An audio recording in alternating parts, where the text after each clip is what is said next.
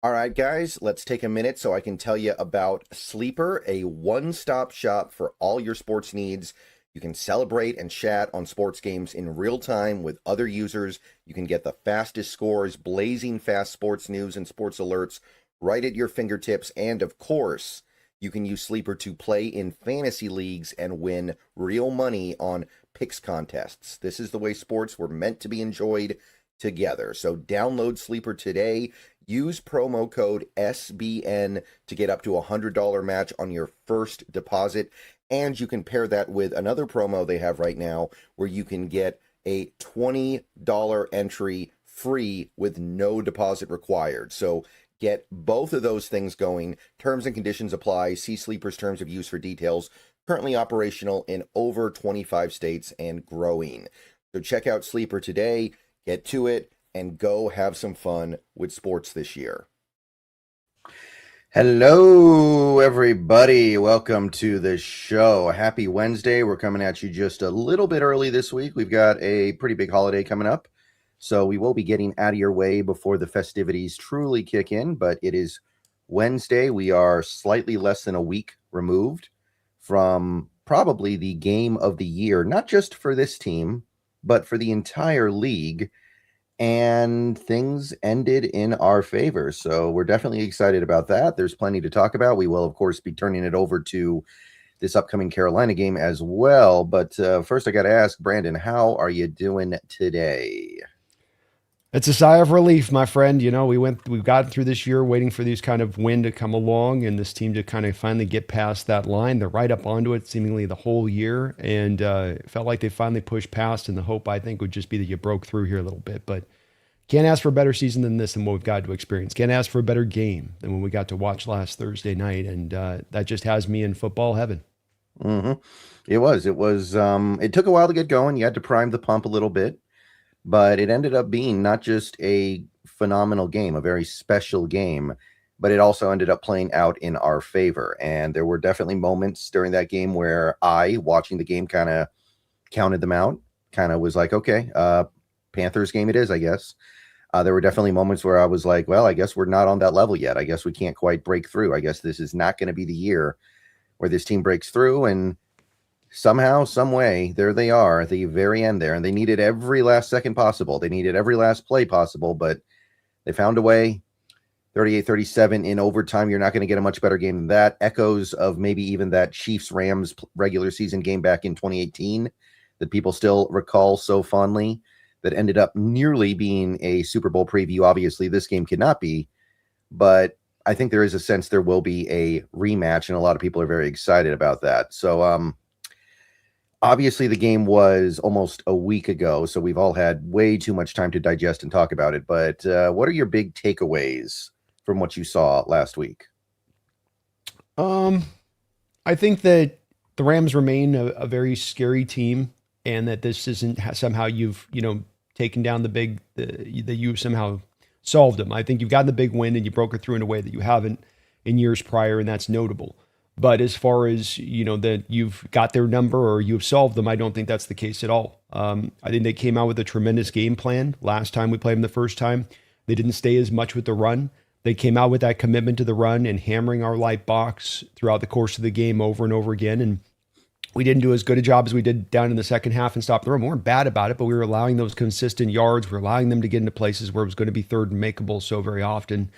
And you saw some adjustments made. You saw dialing back of the blitz. They dialed up the blitz early on, which was kind of surprising in how they were looking to go after Matt there in the first half. So the coaching staff made some tangible adjustments on the defensive side of the ball, especially. I know the last touchdown to Puka kind of wipes us off the board in overtime, but three and outs into the fourth quarter. You did find a little bit of footing there. It's going to be a struggle against this defense, but like you say, I mean, I wouldn't be surprised if we end up facing them down the line once again, no matter what, because they're just that good a team, and we might be just that good a team and where we face them. Yeah, I think it's important to notice that Puka, that touchdown, the 80-yard touchdown drive the Rams had in OT, that was after you lose Kobe Bryant, you lose Reek Woolen, you lose Nick Eman-Ward. There's only so much a defense can take before they crack. And honestly, those injuries happened earlier in the fourth, and they did a great job holding up the little bit that they did. Like forcing 0 points in the fourth quarter was kind of amazing without 3 starters in the secondary. Like, legitimately, I know that they still had Witherspoon, and he's their most important secondary guy, but they were down to the very bottom of their depth chart for that overtime drive. So I'm not even mad on that. I'm not either. And I think that Mike McDonald talked about the fact that why they had so many issues throughout this game at times in the secondary beyond the injuries. It sounded like they kind of loaded up the plate a little bit too heavy. Like the people will be loading up the plate this Christmas, that they gave these guys a little too much for a short week, and that they weren't really able to kind of get that all of the fine-tuned details down on that timeline, and that they probably should have simplified things down a little bit more. So I think waiting to get Witherspoon one-on-one on Puka in this game was kind of silly. And how many catches from Puka in this game were him just running in the holes of your zone? And that it wasn't that he's necessarily is the one catch on Job where it's contested, but he's just kind of running wide and free. So I take that as also encouraging, because it's something that I think the coaching staff will correct and not have to run into at any other point in time this season, being that short week and having to try to get a game plan installed against a very tough opponent, against a very good offense at the same time. Yeah, that was one thing that I really kind of latched onto over the last week. The blitz rate in the first 3 quarters, according to Next Gen Stats, we blitzed at a rate of about 39%, which would be the second highest of any team in the league, which is to me kind of a disaster. Like I don't know how that's the game plan when you're playing this Rams team. You have a veteran quarterback who is very good in Stafford. That's not really a guy you want to blitz. And I think one thing we've learned this year is that the Rams want to get blitzed. That's why they like their 3 tight end set so much. We've talked at length about how there's this like trigger in defensive coordinators' minds where they see a 3 tight end set and they want to blitz it. And I think the Rams have kind of depended on that all year. That's why they've been so good out of those 3 tight end sets. So I was very confused those first 3 quarters. I was shocked that was the game plan, to seemingly give the Rams exactly what they want. Again, 39%. And then in the fourth quarter and overtime, I think it was about 17% blitz. And we got pressure at a much higher rate despite that. And of course, the defense was significantly more successful, even though they were losing several key starters. So yeah, just to me, kind of a really bizarre game plan. I didn't like it. I didn't get it. And I'm hoping for that we learn if we end up having to play this team again, because I feel like next time you try to blitz them a lot, they're just going to punish you again. I think that's a fair outlook on it. I also don't think you blitzed them anywhere near that 40% rate in the first matchup when the defense held them down really well. So it was a little odd to me too. You want to blitz these vet quarterbacks. They see it from a mile away. There's just too many tiny tells a defense will show those guys that they're too sensitive to. It's very hard to surprise them. Right. Exactly. You don't think you're going to surprise them. Just try to beat them straight up. I think you have the talent to do it, especially in a game like that where the Rams have no Devontae Adams. They have no Rob Havenstein, no Tyler Higbee, and very early they also had no Kevin Dotson. So that was not even a fully manned Rams offense. And for them to get almost 600 yards, I am a little bit confused as to how that was the game plan, because I do think that game plan of blitzing at a league high rate was a big part of why things went so badly. So hopefully they learn. That's really all I can say, because to me, that was a very bizarre decision.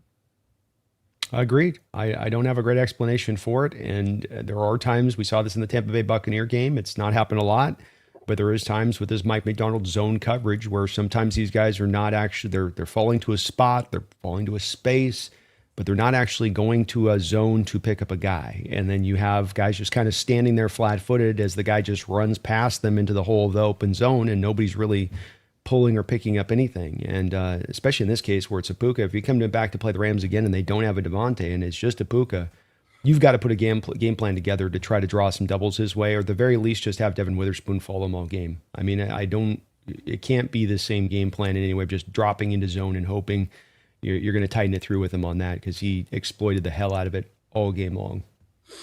Right. It was a definitely frustrating game on that side of it. Offensively, things are, I think, a little bit more complex. There was some stuff on the offense that was great. There was some stuff on it that was really frustrating. I do want to ask, because you've been kind of a little bit, not excessively, but a little bit down on Clint Kubiak in recent weeks. And there was definitely some mixed reception to the way he called the game on Thursday last week. How did you feel about Kubiak in that game? Because there was definitely a lot of comments going one way and then comments going the other way. Yeah, I mean the opening drive is it's kind of a thing I'm developing with this team in general as I'm kind of thinking about this year wrapping up, and that is that there is a bit of a feast or famine factor to this team in general at times. Feast in that when it's hot, they are eating everything on the table, and it's both offense and defense, and it's crazy. And when it's famine, my God, 600 yards of offense, and you can go from that first drive where you go right down the field, and that's exactly what I would want to see from Kubiak coming out in the first drive of a game, being that you give first Darnold an easy pass in space on a rollout to his left and a naked boot. You come back to a screen play on Kenneth Walker that'll get you right up the field. You run the ball down in by the red zone to pop it in there with Zach Charbonnet, and you're like, we're on our way, man. This is the game plan we want to roll with. And then the next couple of drives, yeah, it gets a little bit weird to me. I think that there's been at times a little bit of a struggle with finding a way to diversify the offense and find that perfect mixture between a JSN and the rest of the guys. First half, you get like one target to JSN and you're trying to kind of get a couple of the other guys going and then finally get back to JSN, but it's kind of all back to JSN in the second half a little bit. The running attack with Walker and Charbonnet, I was in complete for balancing the load between these guys throughout most of this year and letting that roll. And even when there's a game where one guy may be hotter than the other, that you're still maintaining that balance. I think we're down the home stretch of the season, Brendan. I'd be interested to hear your thoughts on this, but I think the time has come thoroughly now with what we have data-wise of this year, with both these guys running behind the same offensive line, same scheme, and especially because it's been a couple years now of this, in that Walker is the better back. And right now, we need this rushing attack to take us as far as we possibly can get this year.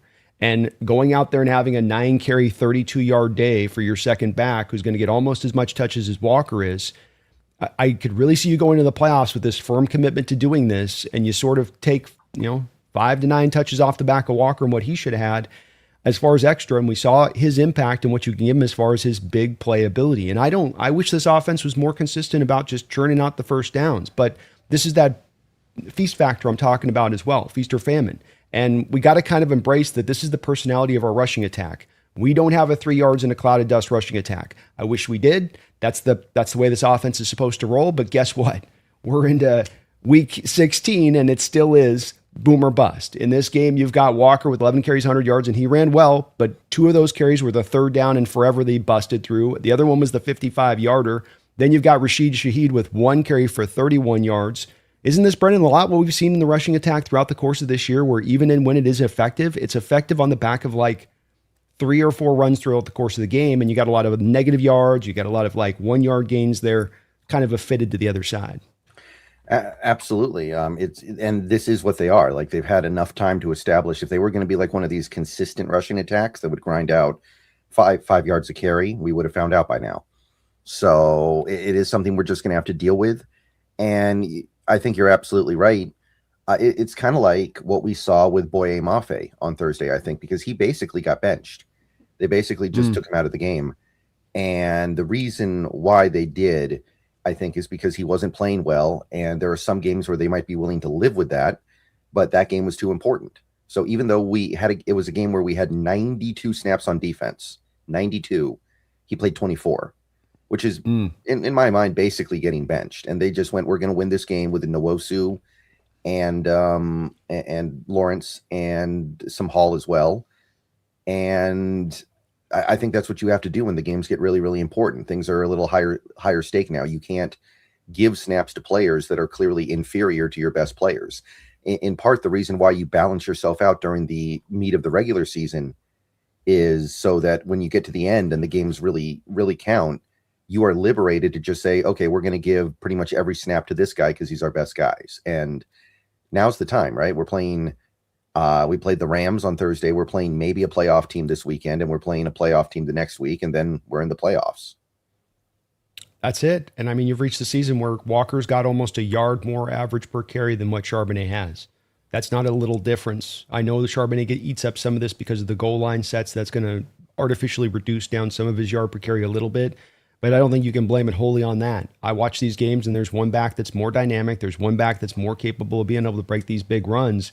And just backing into the point, it's not the ideal for this offense. It's not where we'd like to be. We'd like to have the 3 yards in a cloud of dust minimum on every run, and maybe less of the breakout runs if we could have that as far as the trade-off. But that's not the trade-off on the table here. It's the personality and the beast of what this team has been, and it's gone back since basically the first game of the season when it comes to this rushing attack in this fashion. I think you just got to kind of embrace it. And a big part of embracing it too, Brendan, is that teams have committed, and you saw in this game, the stark difference between the way the Rams went out there and dealt with the 12 personnel and the way that we dealt with the 13 personnel. So Rams came out there, as a lot of teams do against our 12 personnel, with base, 3-4 look, 2 linebackers, and then even a safety coming down right next to the linebackers, sort of serving as a de facto third linebacker. We, on the other side, of course, Brendan, went to the 4-man fronts with the 2 linebackers. Sometimes we're bringing the safety up, but even then it's 7 against their 13 personnel, where they're bringing down the 8 against our 12 personnel. So some of the lack of running ability here comes also from the fact of these teams and their firm commitment to stacking the box.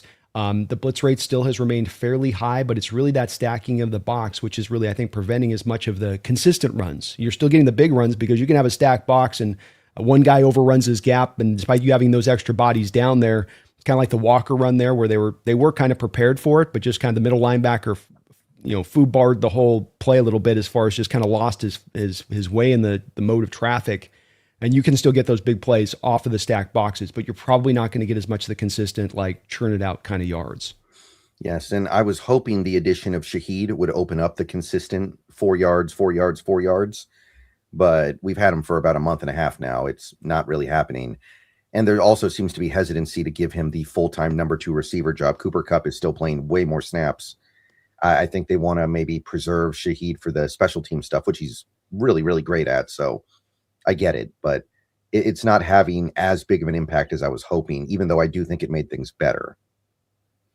Yeah, I think that's fair, and it's the acclimation into the offense thing too there, where it's you're just still getting them slowly on board with everything, and it's hard to kind of fast forward that. So it's a process. Maybe by playoff time, this stuff starts to go up more and more, and the snap counts do increase, but it is what you're kind of rolling with right now. Right.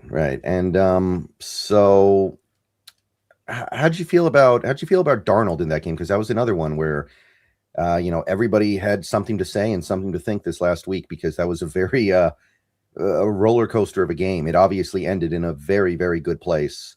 But where do you sit with Sam Darnold right now? Are you still riding on the Sam wagon? So I guess let's break it down first. It's going to be a little bit of an in-depth response to you, Brendan. But let's go down first from a spot where I want us to make sure we're on the same page here. Sam Darnold has had a top 8 season for a quarterback in the NFL this year. Is that pretty acknowledged? I think that he's a Pro Bowler. I'll say that. So I think he's top 3 in the conference at the very least. I wrote an article on SI talking about that a little bit, or partially. And I mean, we have a top 5 scoring offense, and we have the 8th best dropback EPA in football. That doesn't happen without having high level quarterback play. It just doesn't. You can't have the 8th best dropback EPA in the league with a bad running game and mediocre receivers unless your quarterback is doing something very, very right. So, yes. So it's the thinking on this has always been, this is one of the great debates I have over on the roundtable all the time, which is that everybody gets hyper fixated on having the star quarterback. That's the 1 or 2 or 3, 4 best quarterbacks in the sport, and thinking that's the mandate. That's the necessity to go win a Super Bowl. My point on this has always been that a top 10 quarterback can do it. We did so 10 years ago. The Eagles did so last year with a guy that may even be not even a top 10 quite quarterback when it's all said and done, really, when we look at it. And so that's been proven the case. And Sam has been that. And in this kind of game, I think you're going to get a little bit of that of what you'll get from the top 10. You're not going to get the Matt Stafford superfluous 457 yards kind of game that you'll get from one of the top 2, 3, 4 guys. But can he go out there and make those throws? Can he execute the offense? Can he also bring you from behind there to go and get the win in overtime without any room for error? And I think when it comes to Matt, that day looks a lot different for Sam. That day looks a lot different, Brendan, if Cooper Kupp doesn't fumble at the end of the half, doesn't it? Look, think about this. You have only 4 total drives in that first half alone. Only 4, because the Rams are living with the ball. They're basically owning the ball that whole half. Right. You score a touchdown on the first drive. You don't do anything on the next 2 drives.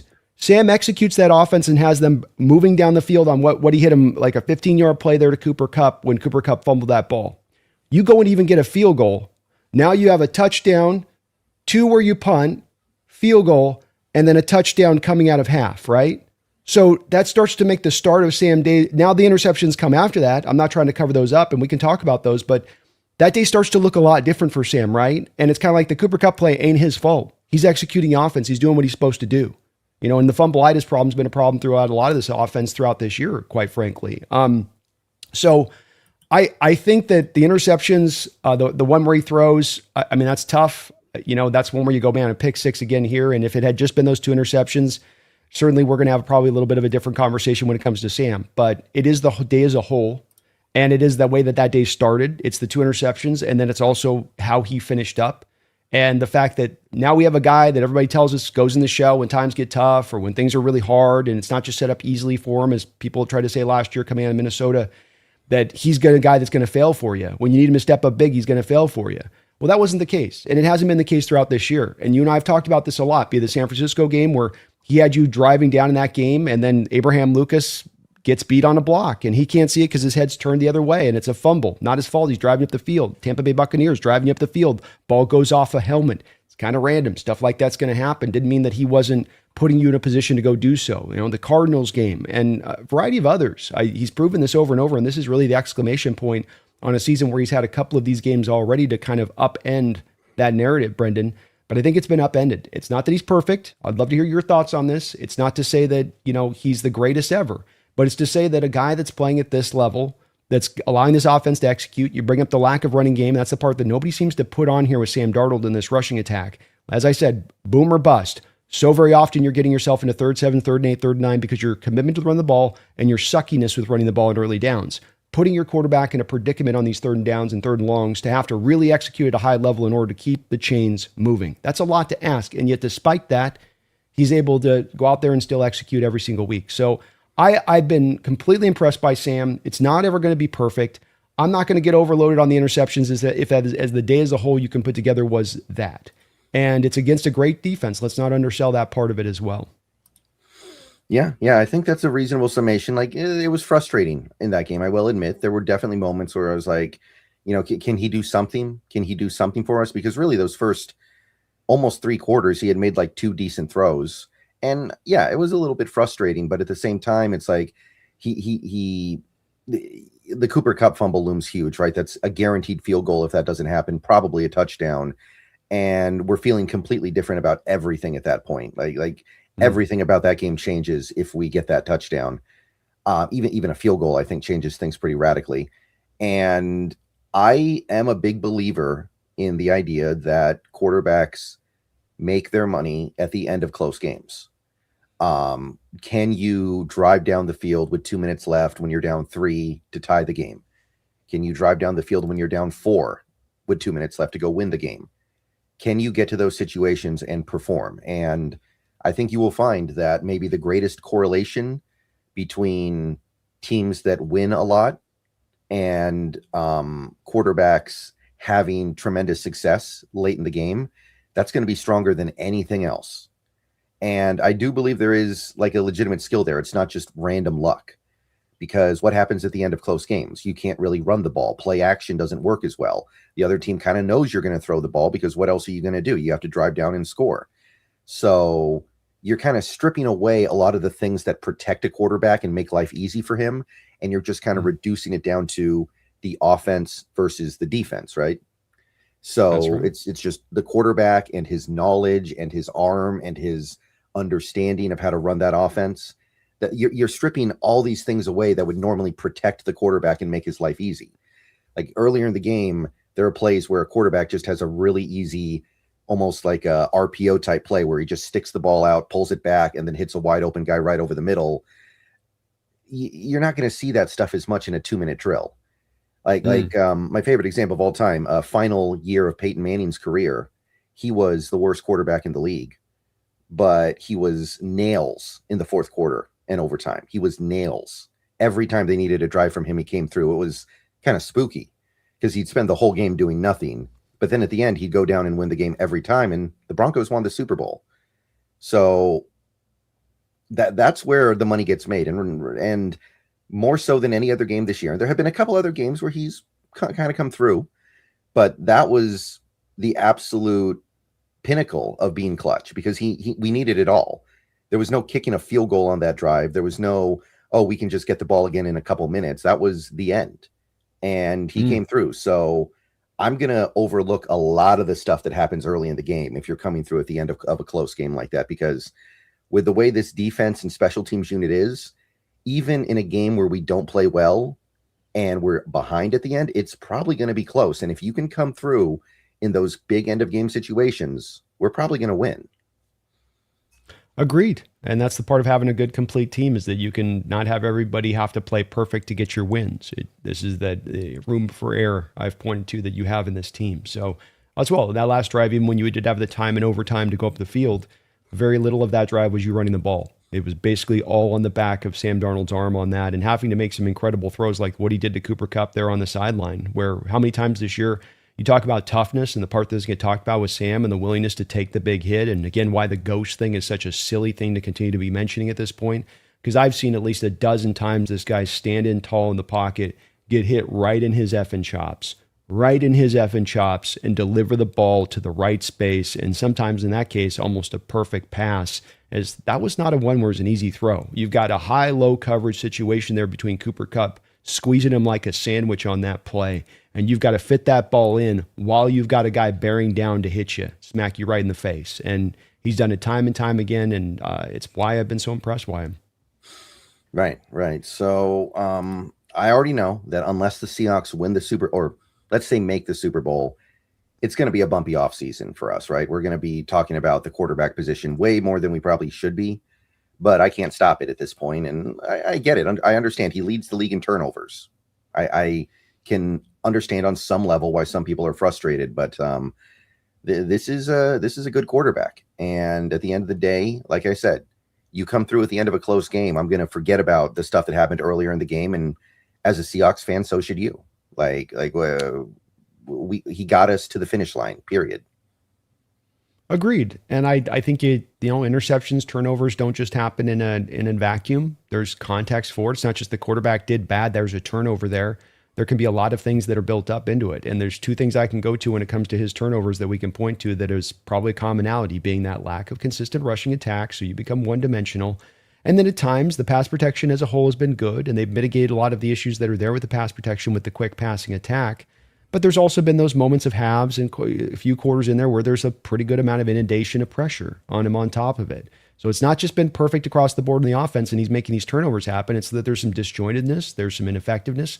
The Clint Kubiak stuff that I've pointed to that's popped up at times with the play calling that makes you scratch your head and go, I don't know what you're doing here, man. It's again back to that feast or famine factor, and the feast is great, but the famine sucks. And the famine is a contributing factor to Sam's play on this at times. It doesn't mean that he doesn't have to be better with the ball and be more careful with the ball and need to do it. But I think that he's done that. That's why I'm not as much hammered in on this. Okay, 2 interceptions today, right? But if I'm not mistaken, he's got 3 total interceptions since that last Rams game. He's made an adjustment in his game. He's using his legs more. He's taking the security outlet option more. And so overall, I think he has made that adjustment to his game to try to correct that stuff. And so it's stuff I'm not going to get as caught up within, but I get people's worry. Mm-hmm. Right. And like I've said before, I've said it many times, I'll say it one more time. Turnovers are not the end all be all of what makes a quarterback good or bad. Not even close, actually. Frequently, many of the highest turnover quarterbacks in the league are also the best. I looked at the list of top 10 most turnovers per quarter for quarterbacks in 2023, and it was like the top 10 had Mahomes, it had Josh Allen, it had Tua, it had Jalen Hurts, and it also had some bad quarterbacks too. Like, God, I can't remember who was it. I think that was like the Kirk Cousins year where he had all the turnovers. But the point is, like, there's not correlation there. It's just some of the guys are still really, really good and some of the guys aren't good. But turnovers are not there's not a ton of correlation is what I'm trying to get to there. Well, to your point, Stafford had 19 interceptions, I believe it was, the year that they won the Super Bowl. He led the league. So it's like, you're right. I mean, it is something to be aware of, but it's not an end all be all stat that just determines a quarterback sucks or doesn't. As long as they're doing great stuff around that, and I think Sam's done some great stuff around that, you can take a little bit of the price of the business. And again, long term, as we're going to talk about this in the offseason, my points are going to be to it, hey, get the pass pro a little bit better and get your run blocking more consistent, and the quarterback position will have less turnovers with it. Mm-hmm. Right. And at the end of the day, Sam Darnold is a turnover happy quarterback. He's always been a guy who turns it over more than the average quarterback. Last year at USC, he had 22 turnovers. He's a gunslinger, man. Yeah, he lets it rip. Yeah, quarterbacks do not come with a la carte listings. You can't say I want the Sam Darnold, but no turnovers. Like that's not how it works. Agreed. Yeah, totally. Yeah, it's like back in the day, Seahawks fans would be like, I want the Russell Wilson, but without the greed for being the highest paid player in the league. It's like, no, it's not how it works. Either you want Russell Wilson as he is, or you don't want Russell Wilson. That's right. 100%. It's the all different types, and Russell had that same fourth quarter thing where he could do the magic. That was some of the good stuff he could do, the moon ball stuff, but executing offense on time in rhythm to the middle of the field, especially like, okay, well, you weren't ever going to really create that, but can you work around it? Can he still be a Super Bowl winning quarterback around quote unquote deficiencies within his game? Yes, he can, and there is no perfect quarterback. Maybe Andrew Luck was as close as we came, but or Elway or something. But I mean, like it's just something that you're not going to find the full meal deal. It's just as long as that's where we come back to really the baseline on this, Brendan, becomes what do we need from the position? And to me, if I get top 10 quarterback play with the team that we're building, that's defensive driven, that wants to run the ball, that's going to have maybe the best special teams unit all in football, that is a team that can go and win a Super Bowl. End of story. And that's really why I just kind of stay on that point as far as like that's the guiding light here. We get caught up in all of the wash on this, but that's the North Star here when it's all said and done to me. Yeah, I want the Tom Brady, but not the kissing your children on the lips in the middle of a packed football stadium. Probably doesn't work that way. Probably not. All right. We do have some donos here. Let me hop on those real quick before we segue to this very intriguing Panthers game. 19 Stray, thank you for the 5. Did you guys see McDonald at the VMAC with those stacked helmets? So savage. I did see that. That was awesome. They were. That's an interesting idea. That's an interesting idea. I like it. It is. Somebody saying online gives a whole new meaning to stacking wins. And then also, I love the reference online to somebody saying it would look like the Predator trophies stacked up. Yeah, actually it did. That's actually a really good point. I didn't think about that. Yeah, okay. I mean, he's that's not something I think Pete Carroll would have ever done, but McDonald's found his own way and it's working really well. I love it, man. I love it. He's his own man. Let's see here. Nikki, thank you for the $1.99. Are we keeping AB the right guard next year or someone new? Well, I believe that AB's contract escalates pretty significantly because it's going to be the final year of his rookie deal, and there's always a big curve upwards. So money is now a factor. And I think you've given him enough chances and you have a pretty good idea of what he is. And I want to be clear here. I think that what he is not as bad as some people paint him to be, but it's not good enough to be somebody that we can rely on, clearly. And in an off season where we really shouldn't have that many needs, I think this is something we need to take care of. So I would think that we are going to get somebody new next season. Yeah, I think that it's open-ended on this one. Brendan's point about the money is probably a fairly important one because it probably moves him up around $4 million a year, somewhere there in that nature. So it's not just rookie contract with a fourth rounder that you're looking at then at that point. I do wonder if the team's going to have their eyes on other things that they want to deal with. And so getting a super dynamic edge rusher, finding replacements at the cornerback position, finding a replacement for Kobe Bryant, who I expect is probably going to walk, what they need to do at the receiver position if they're not able to get Shaheed back here, and what do you do with Cooper Kupp on that side of it? The center position remains another one that's also a big question. Can you take care of all of that stuff? Yes, you can. Is it hard, as we've seen with offensive line, to really, I think you'd agree with this, Brendan, based off of history, we're going to get kind of one or the other positions between center and right guard. It's probably going to be unlikely you're going to deal with both. They're going to probably go, we're good on one, let's go the other. And my feeling on this is they ran at Drew Dahlman last year pretty heavily in free agency before he went to the Bears. I think they once again try to make a run of finding a center out there as that and probably roll with AB for one more year. I do think that that's the way this goes, but not because they don't want to find a replacement, Brendan, or that they love him, but because he's functional, that they're going to count on another year with him in this offense if Kubiak stays, and because I think they're just going to address other things from a priority standpoint when it's all said and done. Yeah, I feel like it shouldn't be that hard, though. There are right guards everywhere. I understand they can't invest a lot into it. I feel like you could get an upgrade without really spending a lot of resources, though. And they're going to have cap space. So I hear what you're saying for sure. I do. But at the same time, I feel like finding a competent right guard should not be something that you need to move heaven and earth for. Well, I think we saw last year there isn't exactly a lot of guards that are going to be out there on the open market. That that you're gonna want to go into delve into that. Yeah, you're right. There's maybe a Wyatt Teller, but is Wyatt winding down in his career? Do you want to go get a 33, 34-year-old guy and hope that guy can survive a season and have a lot of confidence in that? Probably not. You're not going to. Kevin Zeitler is 36 years old. Joel Bitonio is 34 years old. I don't know that there's going to be a guy out there on the market that you're really going to want to, make that run. There could be like an Elijah Vera Tucker that you like, but Vera Tucker can't stay healthy. So it's like, do you want to take that risk for a guy that now we're bringing in this whole, like, he's made a paper kind of thing to the other side of it? And look at last year, as we saw where the situation was, there was really no guards except Will Freeze and what did we have? The Tevin Jenkins. And I think you're going to probably see it when it's all said and done, kind of similar in a situation. So you're right. It should be something that potentially could be there to upgrade and look draft. Grab one of these right tackles, bump them into right guard. That could be an instant upgrade in there. But also, does the team, if it's only going to be through the draft for a team that's going to be a Super Bowl contending team, do they want to put a rookie right guard out there versus a guy that, hey, we want to continue the progress this year? We don't want to go through ups and downs of a rookie here. This isn't a team that's in that preparation point to do that. Does that factor in? Where's Haynes at as far as they're looking at him? Is he just completely tossed away? Some of this is that it's hard to say because we just don't know where the team stands on a couple of different points with this to truly determine this.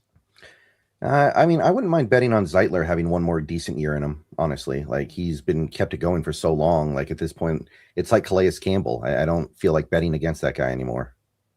I can't do it. 36 in this scheme that needs mobility and needs you to move out in space. And, Zeitler's a good blocker, but you want to keep him in the phone booth. You don't want him out there on the highway. And this offense is going to ask you to get out on the highway sometimes. Tevin Jenkins has played right guard before. You could go get him. He'll be a free agent. He only had the 1-year deal. I mean, you could. I don't think that then it's in there for competition for him and AB at that point, right? So it's not even a guarantee he starts, and he's not going to get much money sitting as a backup this year when he didn't get much money in the open market last year, coming off a year where he's starting. Just kind of comes down as we're banding about these names, Brendan. Zeitler, Tevin Jenkins. There's not great options there. What we'd like to do is get this significantly improved, and none of those are going to significantly improve the position. It's going to be moderate improvement at best. And if that's the case, what's the point of doing it then? Like if you're really not getting much of a return back on it. And to be clear, I'm fine if it's AB next year, as long as you do fix the center spot, like just do something. Because I don't think AB is as bad as people think. And I think that if you fix center and you make him kind of the squeaky wheel, because I'm assuming that Zabel gets better next year, by the way, because Zabel, he's got his own problems right now, but I'm assuming that gets better with time. I think that you can live with the squeaky wheel. It's okay, especially at right guard. Yeah, I think it's the fact that we've had the 2-week links this year with center and right guard that's been really the problematic side of this. Especially as you mentioned with Brantford, there's good reps he gives you too. So yeah, there's ugly reps. When they're bad, they're really bad. We come back to that feast or famine factor, this team just universally all the way through.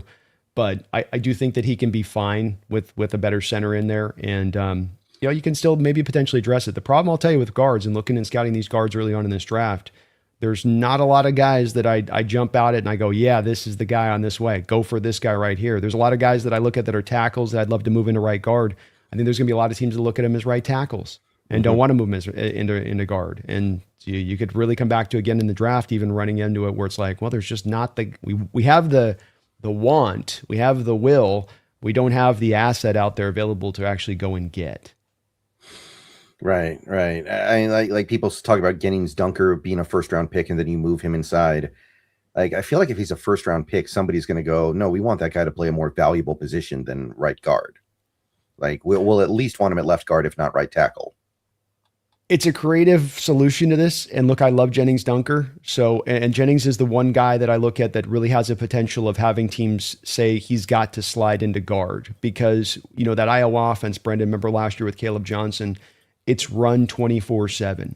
So there's a lot of protection on their offensive linemen and pass pro by the limitations of passing attempts within the offense contextually.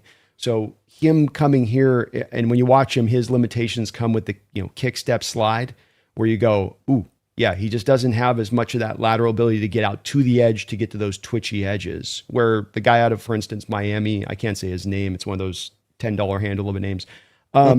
He's a guy that probably has just enough to make it work as a right tackle at the pro level. That's a guy that probably remains out there. But Dunker's an interesting guy, and I do think he's going to be a second round pick because he gives you that, well, if he washes out a tackle, we can break him into guard, and he's kind of, to me, a little bit of almost he's not the Graham Barton Zabel of this draft, but there's kind of a little bit there where you get a 2-for-1 potential position there a little bit with him. You can maybe give you some reps to tackle if you have something with an injury front.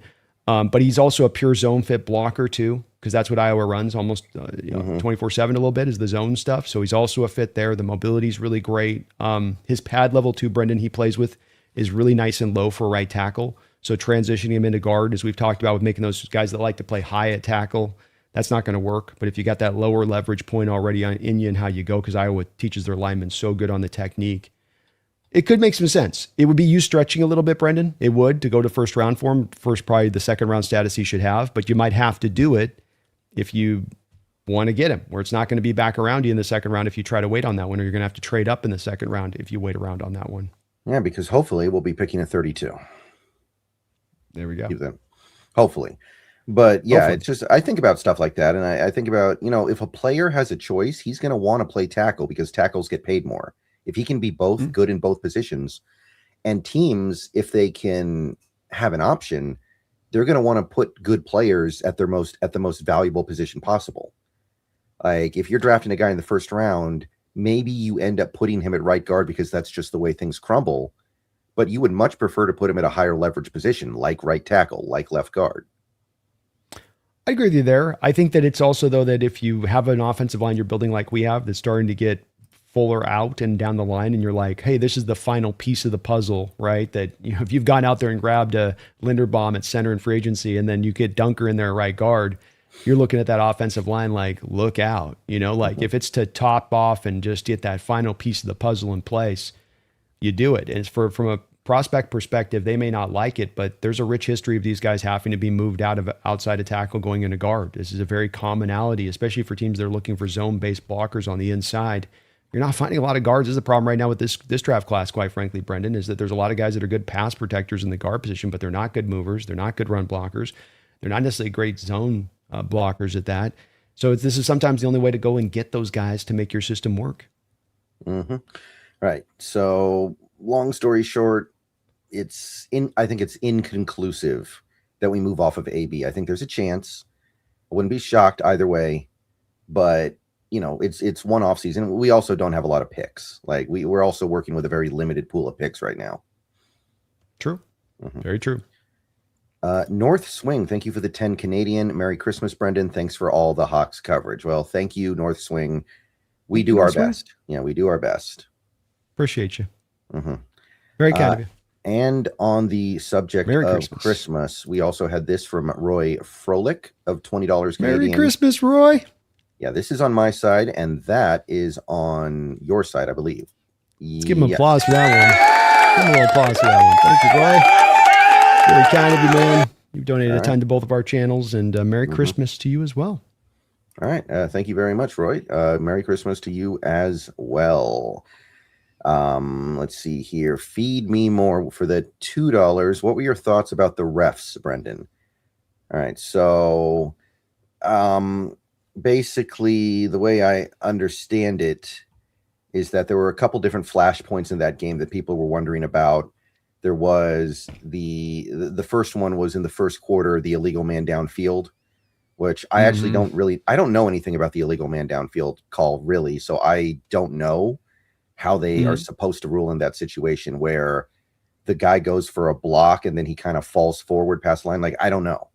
I don't know if that's legal or not. So I can't really speak to that. I did no research on that this week. I researched the 2-point conversion heavily because I was writing an article for it, but I don't know anything about the illegal man downfield call. It's the correct call. You get a yard. We've been called twice on this. I don't know if you remember, Brendan, but we've had it called twice on us. It's a point of emphasis in the NFL right now. And you only get 1 yard. College, I think you get 2 yards. But in the NFL, you only get 1 yard to go up the field. I've looked at the play plenty of times. I brought it up last night on the roundtable and showed it to everybody on the roundtable because the Rams, Jake in there was super like, oh, it was the worst call ever type of thing. They said on the telecast, and I think this is what threw Rams fans off, is that Jaron Reed pushed him. Jaron Reed did not push him. I played the over and over again. He pushes into Jaron Reed. What happens here, Brendan, is you have Dotson go down, right? This kid comes right back out there. It's almost like the next play. And he's super overeager. He's got the adrenaline pumping through his bones, right? He's like, don't mess up, right? Like anybody would be in that situation. He gets a little bit too hot to trot on the play.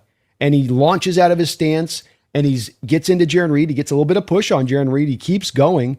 Jaron brings in a swim move, arm over hand like this. Jaron never gets the push. He just gets the arm over aspect of it. You can literally freeze frame it where the guy's about 1.5 yards in the end zone. When the ball's still in the hand of Matt Stafford, I literally could do a pause and you can literally see the ball's in the hand of Stafford. He's 1 yard. And remember, they started the play out at the 1 yard line. So anything into the end zone is past 1 yard by just the sheer nature of the fact you started at the 1. So it was the right call. It's the correct call. It's part of what I didn't understand about the Rams fans getting so pissy about it, where it's like, dude, they got it right. Your guy can't go down the field like that. This is a very straightforward rule in that way. Right. So I did do a lot of research into the 2-point conversion thing, although a lot of people did as well, because that was such a unique play.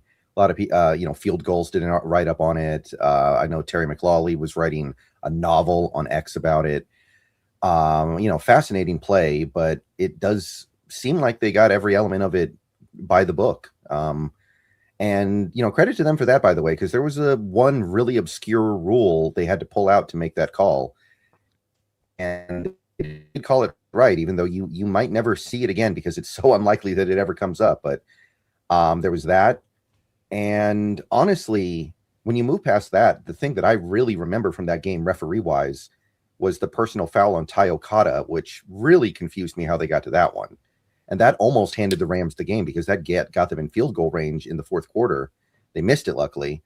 But I did not really see anything there. I got to be honest. Like, honestly, if I were to move past those two big plays that everyone's talking about, that's the play that I'm kind of hung up on.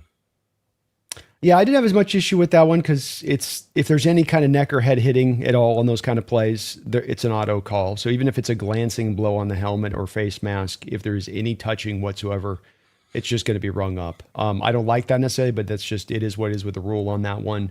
The 2-point conversion, to your point on this, is I could not think of a time in NFL history that a backwards pass ended up going forward. Can you?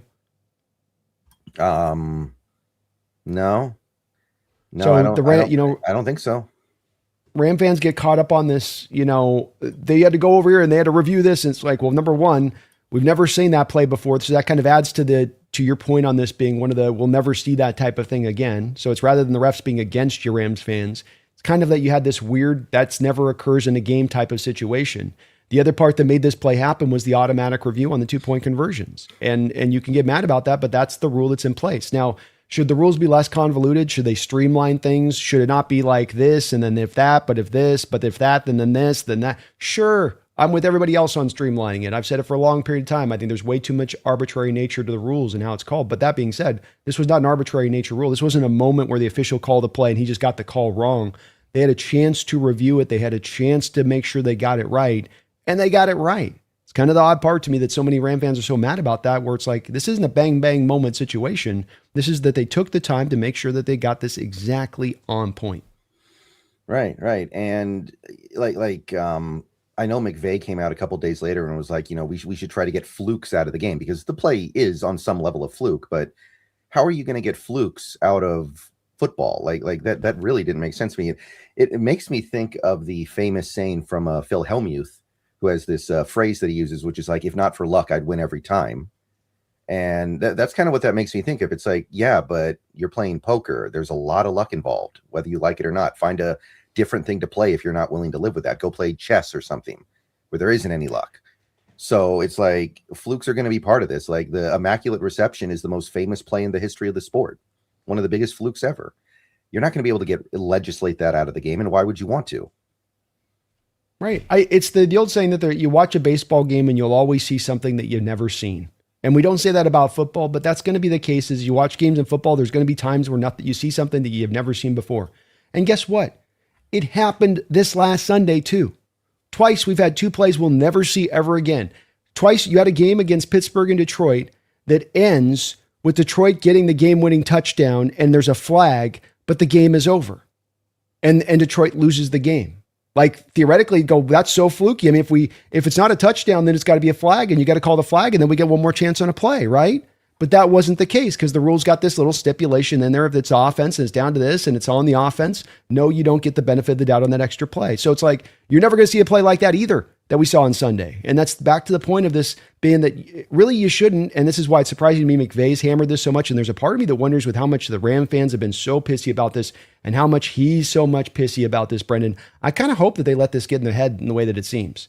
I kind of do. Because you had 88 offensive plays in this football game. You had three and outs in the fourth quarter of this football game. You had every opportunity in the whole rest of this game to go and take this game, and you didn't do it. You had 5 times on the other side of our 50, and you didn't put a touchdown in on those 5 drives. That's why you lost the game, and it's why I've always said, and you know I've said this, and I've been consistent about this. It's always about consistency with me and being principled. I'm the very same way when we talk about the Super Bowl play, right? And the whole should have handed off, should have handed off, should have handed off. It's the very same thing conceptually going on here that's going on with the Rams and even McVay. You're getting caught up on this one play in a game where there's 130 other plays. All those other rest of the other plays determined this win and loss, not that one play. And people like to treat it like it's everything was 50-50 all the way down through the whole rest of the game, just even, and it's just one play. This one, it's asinine, it's ridiculous. I don't buy any of it, Brendan, and just kind of comes off as sour grapes and coping to me. Yeah, and I mean that is kind of the way things are in sports right now in general. There's and there is a lot of bad officiating across sports. I understand that they allow this to happen in some ways, but I am looking back at that game and I am seeing something that I think was actually called fairly well, especially given the fact that it went to overtime. I don't think I don't think they decided the game at all. Like even if you say the illegal man downfield was a bad call, that happened in the first quarter. It happened like an eternity before that game was decided. Agreed. Yeah, I agree. That's the part about this. And it's their dead space with it where they don't seem to realize there's actually been games that we've played literally against the Rams. The Rams have played against other teams where it has not just been one play that you get a cherry pick from one point of the game, but it's actually been the decisive moment in the game that they're making the play. Witherspoon, I went back and looked at this, Brendan. I went back and watched this one 2 years ago. We're in Los Angeles, 3rd down and goal. They get an incompletion on the pass. Here comes a penalty flag on Devin Witherspoon for illegal contact. There is no illegal contact. The feet get tangled up with Quandre Diggs as he's running a crossing route. Quandre's got as much of a chance, he can be in that spot. He doesn't have to get out of the receiver's way. And if the legs get tangled, it's inadvertent. There is no foul. But they gave him that freebie on the flag, gave him the touchdown. There you go. How about the interception last year, Brendan, with Ahkello Witherspoon pinning the ball to the ground? They rule that an interception, right? That ends our season. That takes us out of the playoffs at that point, literally costs us in that manner. You have a play in this game that no Ram fans won't even talk about, by the way, where Ernest Jones gets the interception there in overtime, but they overturn it. So here on one side, we have our season ended on one. If you want to show me those two plays, Brendan, if I showed you that Ahkello Witherspoon interception and I showed you that Ernest Jones interception, and I'd say, which one of these is more of a catch? You'd go to the Ernest Jones one all day because he's literally pinning the ball to the ground to make the reception being Witherspoon. Without the ground, there is no catch. But because it doesn't move, well, did the ground aid the catch or not? It absolutely aided it. So, they're inconsistent on this, Brendan, and they've gotten so many calls through the years and how we've played them. That game, for instance, with Witherspoon at the end of that game, that you had that play that got them the touchdown, that got them that win, that was a game where you had 130 penalty yards on the day. And guess who over the last 10 years has been the least penalized team in the entire NFL, Brendan? Take a wild guess. Yeah. I didn't know that. I knew they had been the least penalized this year. I didn't know over the last 10 years, but I went and looked it up. Yeah, it's over the last 9 years, they've been in the top 10 7 times. The other 2 times, they've only been in the teens. They've never been in the 20s. And most of the time when they're up in that spot, they're either at 1, 2, 3. They're right up in the top of the spot as far as the numbers go on those penalties. Mm-hmm. So it's like, I find it really silly that this is the team that's going to start talking about cherry picking one play in one particular game and sort of trying to intimate somehow the refs are working in their favor. Yeah. Look at the play last week. You saw the Lions catch with the Rams, right? The one with Parkinson, where his knees down on the 1.5 yard line. You know what I mean? Like that's, I want to show you this, Brendan. Like that was just literally 1 week ago, right? So does that look like he's in the end zone to you, Brendan? Huh? Yeah, yeah. I don't know if I understand that one. And then there's the Achillea one for you, by the way. Do you see how the ground literally is between his hands? There's no hands underneath the ball. Do you notice that? I know it's kind of hard to see, but Yeah, I mean, you I've know, seen the plays. Believe me. I mean, I know what you're talking about for sure. It gets old. It's like I'd rather listen to a Thunder fan say they didn't get enough free throws last night. yeah, exactly. That's a good reference. Hmm. Yeah. Actually, maybe the better reference for this particular fan base would be the Phoenix Suns. But whatever. Point I'm trying to make is that I really don't care. I really do not care about what they think, whether or not they think the universe is fighting against them getting what they want. Is what I'm Yeah, trying to get I at agree. there. And kind of feeding into that, we have this from Feed Me More. The Rams fans crying about the refs afterwards made the game even sweeter. And then second point here, if Riley becomes a competent three tech, what happens to Byron Murphy at nose? I feel like Riley Murphy. Well, okay. So we already kind of talked about the ref thing, so I don't think there's anything more to say about it. Yeah. If Riley becomes a competent three tech, I feel like Riley's going to be a rotational player because he is so unequipped to play against the run. So I think he's going to be like a NASCAR package type player, maybe. So I don't think it intrudes that much on what Murphy's doing. Hard to say, really. Feed me, it is. I mean, they've kept him in nose tackle by and large this year, and he's found effectiveness in that role. I do somewhat feel like maybe the thing with what they're going to look to do with Riley is potentially move on with Jaron and sort of Riley takes over the Jaron Reed role, or maybe they just go with the 4-3 techs. I've wondered about some of this being that we might be seeing some of the transition here to more of a 2-3 tech situation on a defensive tackle on the defensive line as a standard in the NFL, that we're going to move away from the 330-pound body types and it's going to go more to having these guys that are a little bit sub 300 pounds. I've seen a couple other teams that are kind of running that same sort of situation. The Falcons have done so this year. The Rams have done so this year. So that may be a part of it that factors into this as well. And they do feel like, no, to your point, I don't buy into that. I think he can do it very well, but the team and even Mike McDonald has said that they'll even give him some one tech snaps in there being Riley Mills. So they seem to have an outlook on this for it. It seems to be a bit of where the transition to Torrey State is at as far as the defensive tackle in football. But it's kind of hard to say right now exactly. Yeah, I mean, there is precedence for lighter guys being good at nose tackle. Like Jay Ratliff was a great nose tackle for many years in the NFL, and he was probably about 290. But I would not bet on it, and I don't understand where the Riley Mills nose tackle thing comes from based on what I've seen of him. But, I mean, I certainly didn't think JSN would be an elite outside receiver at any point in his life in the NFL, and here we are. Agreed.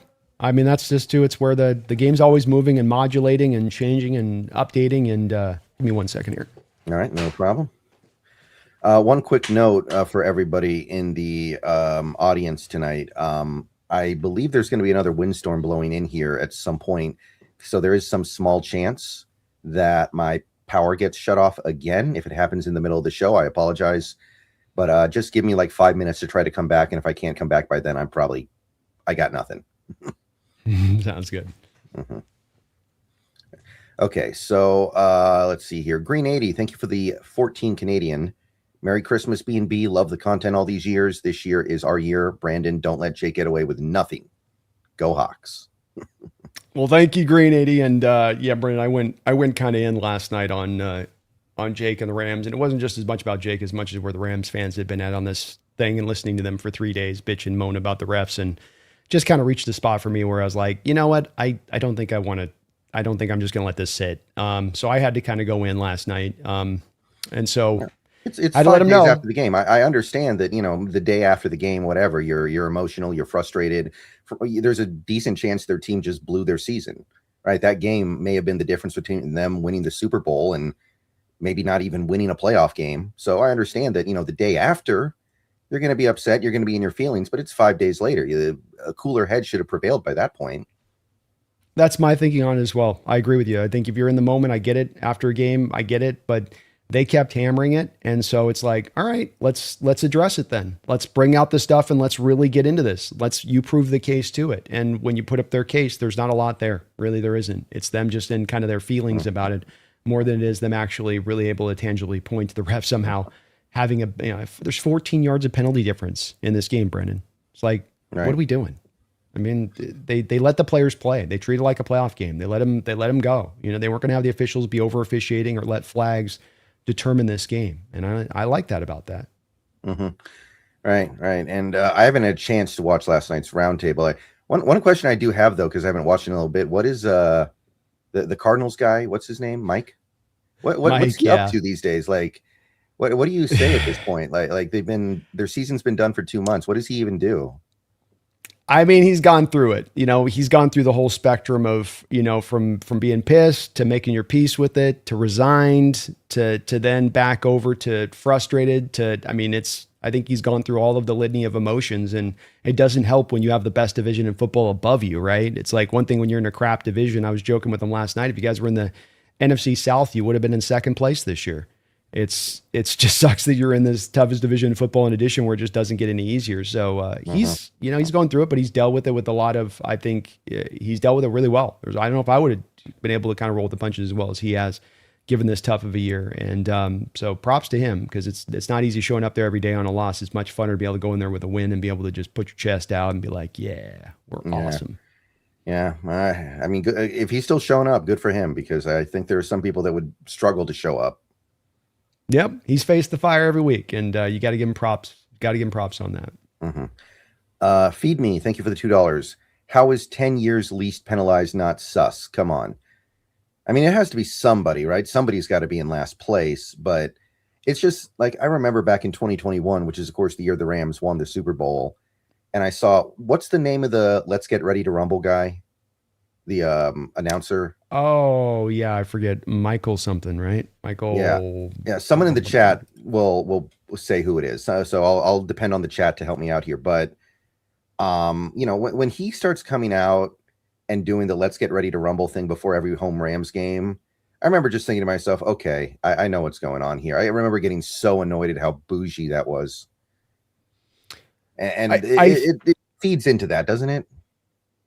I think it does. I mean, I think the thing with this and what Jake tried to tell me last night is it's just that McVay's so good with discipline, and just he's so amazing with his discipline and getting that locked in. And I mean, maybe he's right with that. I just think that there's going to be more fluctuation, though. You're going to have years where there's injuries. You're going to have years where you got to play backups. It shouldn't be kind of a 10-year mainstay situation that you look at a team and there's that much of just locked in the same spot year in and year out. And this also happened. Yeah, McVay came there, and this happened when McVay came there. But what else happened at that time when this penalty situation flipped in this way for the Rams, just coincidentally, was when they transitioned from St. Louis to Los Angeles. And I've always come back to this saying, what do we know about the NFL when it comes to Los Angeles? That they absolutely positively cannot have another LA team fail out of there. They got to keep at least one LA team in that market. And it's the Rams team that they want to make sure that they can make go in that market. So it's like, am I connecting some dots? Sure. Am I trying to say everything's rigged, or that? I'm not trying to necessarily say that, but I am saying that, it is kind of odd that the benefit of the doubt for almost this 10-year period has shifted in their direction on this. And how many times we've had to face that end of it, where it's not only that it's gone in their direction penalty wise, but I can point to a lot of different individual situations where it's like, it's the DJ Dallas catch from a couple of years ago, Brendan. Where DJ Dallas is at the end of the game with Russell Wilson, remember, driving you down, throws the ball on a fourth down, completely gets past interference. It's as clear as you can see. And they don't call it. Game over for us. I can go to all of these moments like the Witherspoon play where it's like, not only did you guys have the play going your way, but it happened at a remember with this, when it comes to if it's or game's rigged or if officials are kind of in the pocket of somebody else, it's not just the number of flags, it's the timing. The timing of when it comes up. Does it hit a game-changing play? Does it take away a game-changing play that you just had happen? I mean, that's also a big part of it. And these individual points I can point to were exactly that. So, it's a little sus. Mm-hmm. Feed me more. Thank you for the $2 once again. AD was offsides on game-winning sack in Super Bowl 56. I've never heard that one before. That would be a new one. I haven't, but of course we do have, even in that game, that's just like, see, we can even just go to let's go to any random Rams game here, Brendan, because what happened in that game, Brendan? What was the big call in that game that shifted everything? The third down illegal contact on, was it Jermaine Pratt? You said third down? So like they wouldn't, all they're done, they'd have to they'd be done with at that point if they didn't get it, if they didn't offer the penalty, right? Instead of the automatic first down that they got that then led to the touchdown, the game-winning score that then got them the Super Bowl. And the interesting part about that is that had there been any illegal contact called throughout the whole course of that game? No. They called it at that one precipitous moment on one of the final drives. So after letting the players play fully through the game, after letting them have the standard of how we're going to let you guys play today. And that standard is pretty consistent with what you do in a playoff atmosphere. Let the players play. Don't let the officials determine it. But then you bring out that flag at that one key moment, kind of like you did the prior year, if I'm not mistaken, or the year after that with the Eagles in the Chiefs game, right? Because the very same thing happened with Gardner Johnson in the Chiefs-Eagles game, where, again, through a whole game, you hadn't called it. Final last drive by the Chiefs. Now here comes the flag magically. And that's the part where it's very... I think it was Adoree Jackson, not Chauncey Gardner-Johnson, but still. Still, at the end of the game, hadn't called it all game, had the standard in place, and then you flip the standard on its head. And then everybody goes, well, yeah, it's definitely holding there. I mean, that's definitely what it is. Yeah, but the whole game you're letting these guys get away with it. And they know you're letting them get away with it. And that's BS to just sort of call it on the line at one given convenient moment versus the standard that you had set on the day. The relation to this is always back to umpires and strike zones in baseball. Is the zone going to be a little wider today? Is the zone going to be a little higher today? Okay, well then just keep that consistency of that zone for all 9 innings. Don't have the zone tight through the first 3 innings and then wide through the back 3rd innings. That's BS. Mm-hmm. Let's see here. Martin Lawrence, thank you for the 5, I think, euro. I didn't like the non-calls on holding in the Rams game, but I thought the officials were consistent in their calls, and that's all we can ask for. That's all we can ask for. Yeah, I'm generally speaking, I've kind of learned to not bother complaining about no calls on holding, because when you watch this sport long enough, you realize there's holding constantly, and the league does or the referees rather, kind of pick and choose which ones to call, and they always will, and they always have. So whenever there's like a no call and a holding, I don't throw a fit about it, because I understand that there's holding on every play, but it gets to a point where they're calling it all for one side and not for the other side. That's when I start to go, wait a minute here. Agreed. I think that, to Martin's point on this, and this comes back to what I think they were trying to do, in which I applaud the NFL on this. I think they came into this game and they said, we got the game of the year. We have a game that everybody's going to be watching nationally because it's on primetime television. We've had some problems with officials this year. A little bit of that narrative is out there. The narrative coming off this game at the end of this game cannot be that it was over-officiated, that flags were the determining cause for this game. So we're going to let the players play on the back of it. We're going to treat it like a playoff game. And you do this in basketball too. You see the same thing in basketball. Basketball will be touchy during the regular season. They get the playoffs.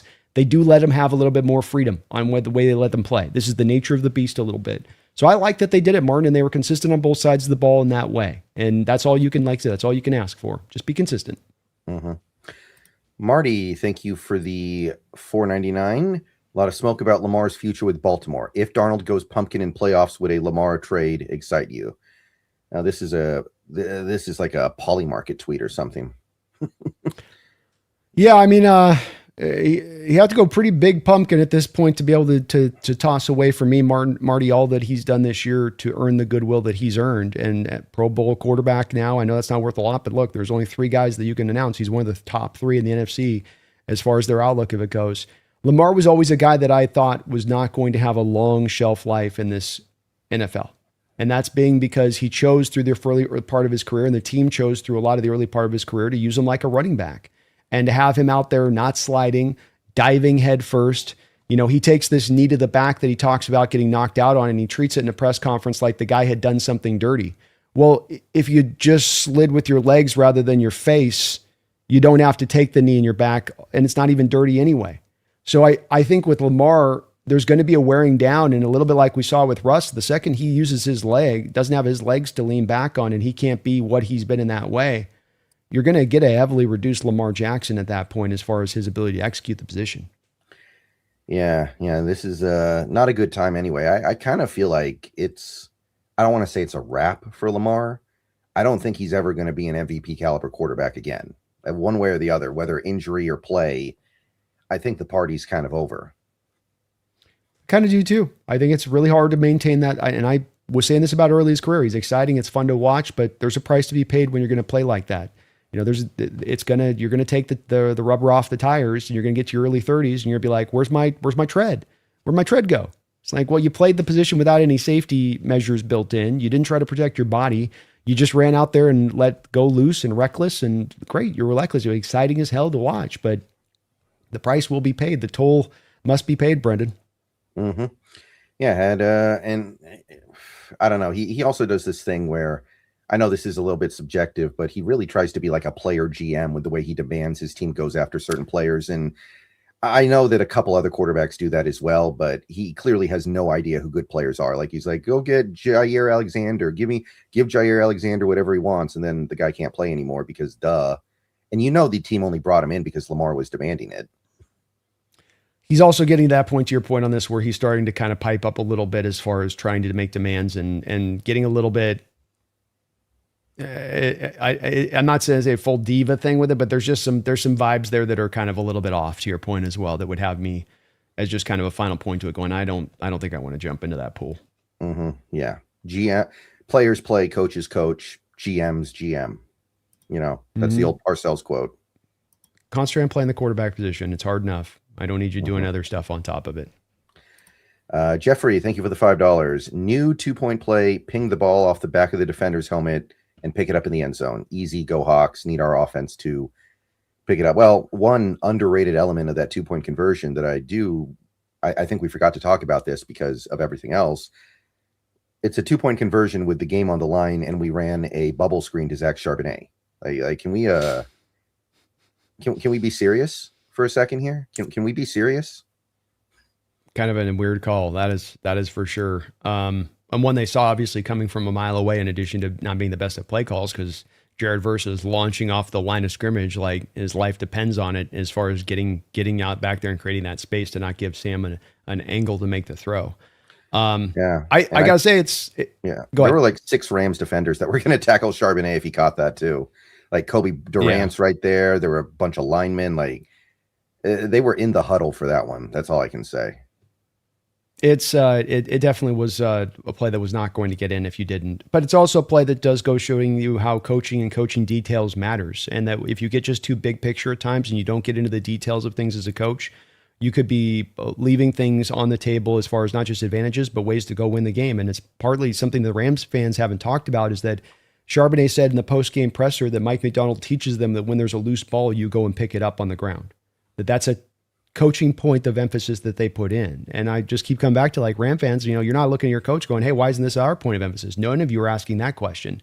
And maybe you should be, because that's a place that Mike does teach that. And that's why Charbonnet walked over there and still grabbed the ball. As nonchalant as he may have seemed to do it, he still went over there and grabbed it. And I still maintain that even if the whistle hadn't blown, he was the lead guy to go pick up that ball. Right. Yeah. And as for need our offense to pick it up, I mean, even if you take out overtime and you take out the Rashid touchdown, this offense did put up 22 points against an elite Rams defense. And I do think they're elite even after what happened on Thursday. Like, I mean, I understand that there were too many 3 and outs. The turnovers are frustrating. But, I mean, how much better do you think they're going to be? This is the cheapest offense in football. Like, I don't really think that there should be an expectation you score more than about 22 points in that game. Yeah, I think that's pretty fair. I think that the offense is just, to your point, there's only so much you're going to correct with what you have and what you've invested in this offense and the dead money that you're sustaining that comes off the offense, and that they've had to pay that price this year a little bit to the tune of about $60 million that they don't have actively out there on the field working in their favor. So I think I probably agree with that down the line, that this is about as good as you. I think, to Jeffrey's point, what you can do and what you can control here is going to be the protecting of the ball and trying to be a little bit more careful with the ball. And fumbles, this is one of the places where these guys got to get 2 hands on the ball at times. They've got to start to recognize that it's not just been the Sam throwing the interceptions, it's also been the fumbles of the players and a variety of players across the board that this has been an issue with. So 2 hands on the ball has got to be a little bit more of a mainstay here. That's the easy, quick correction.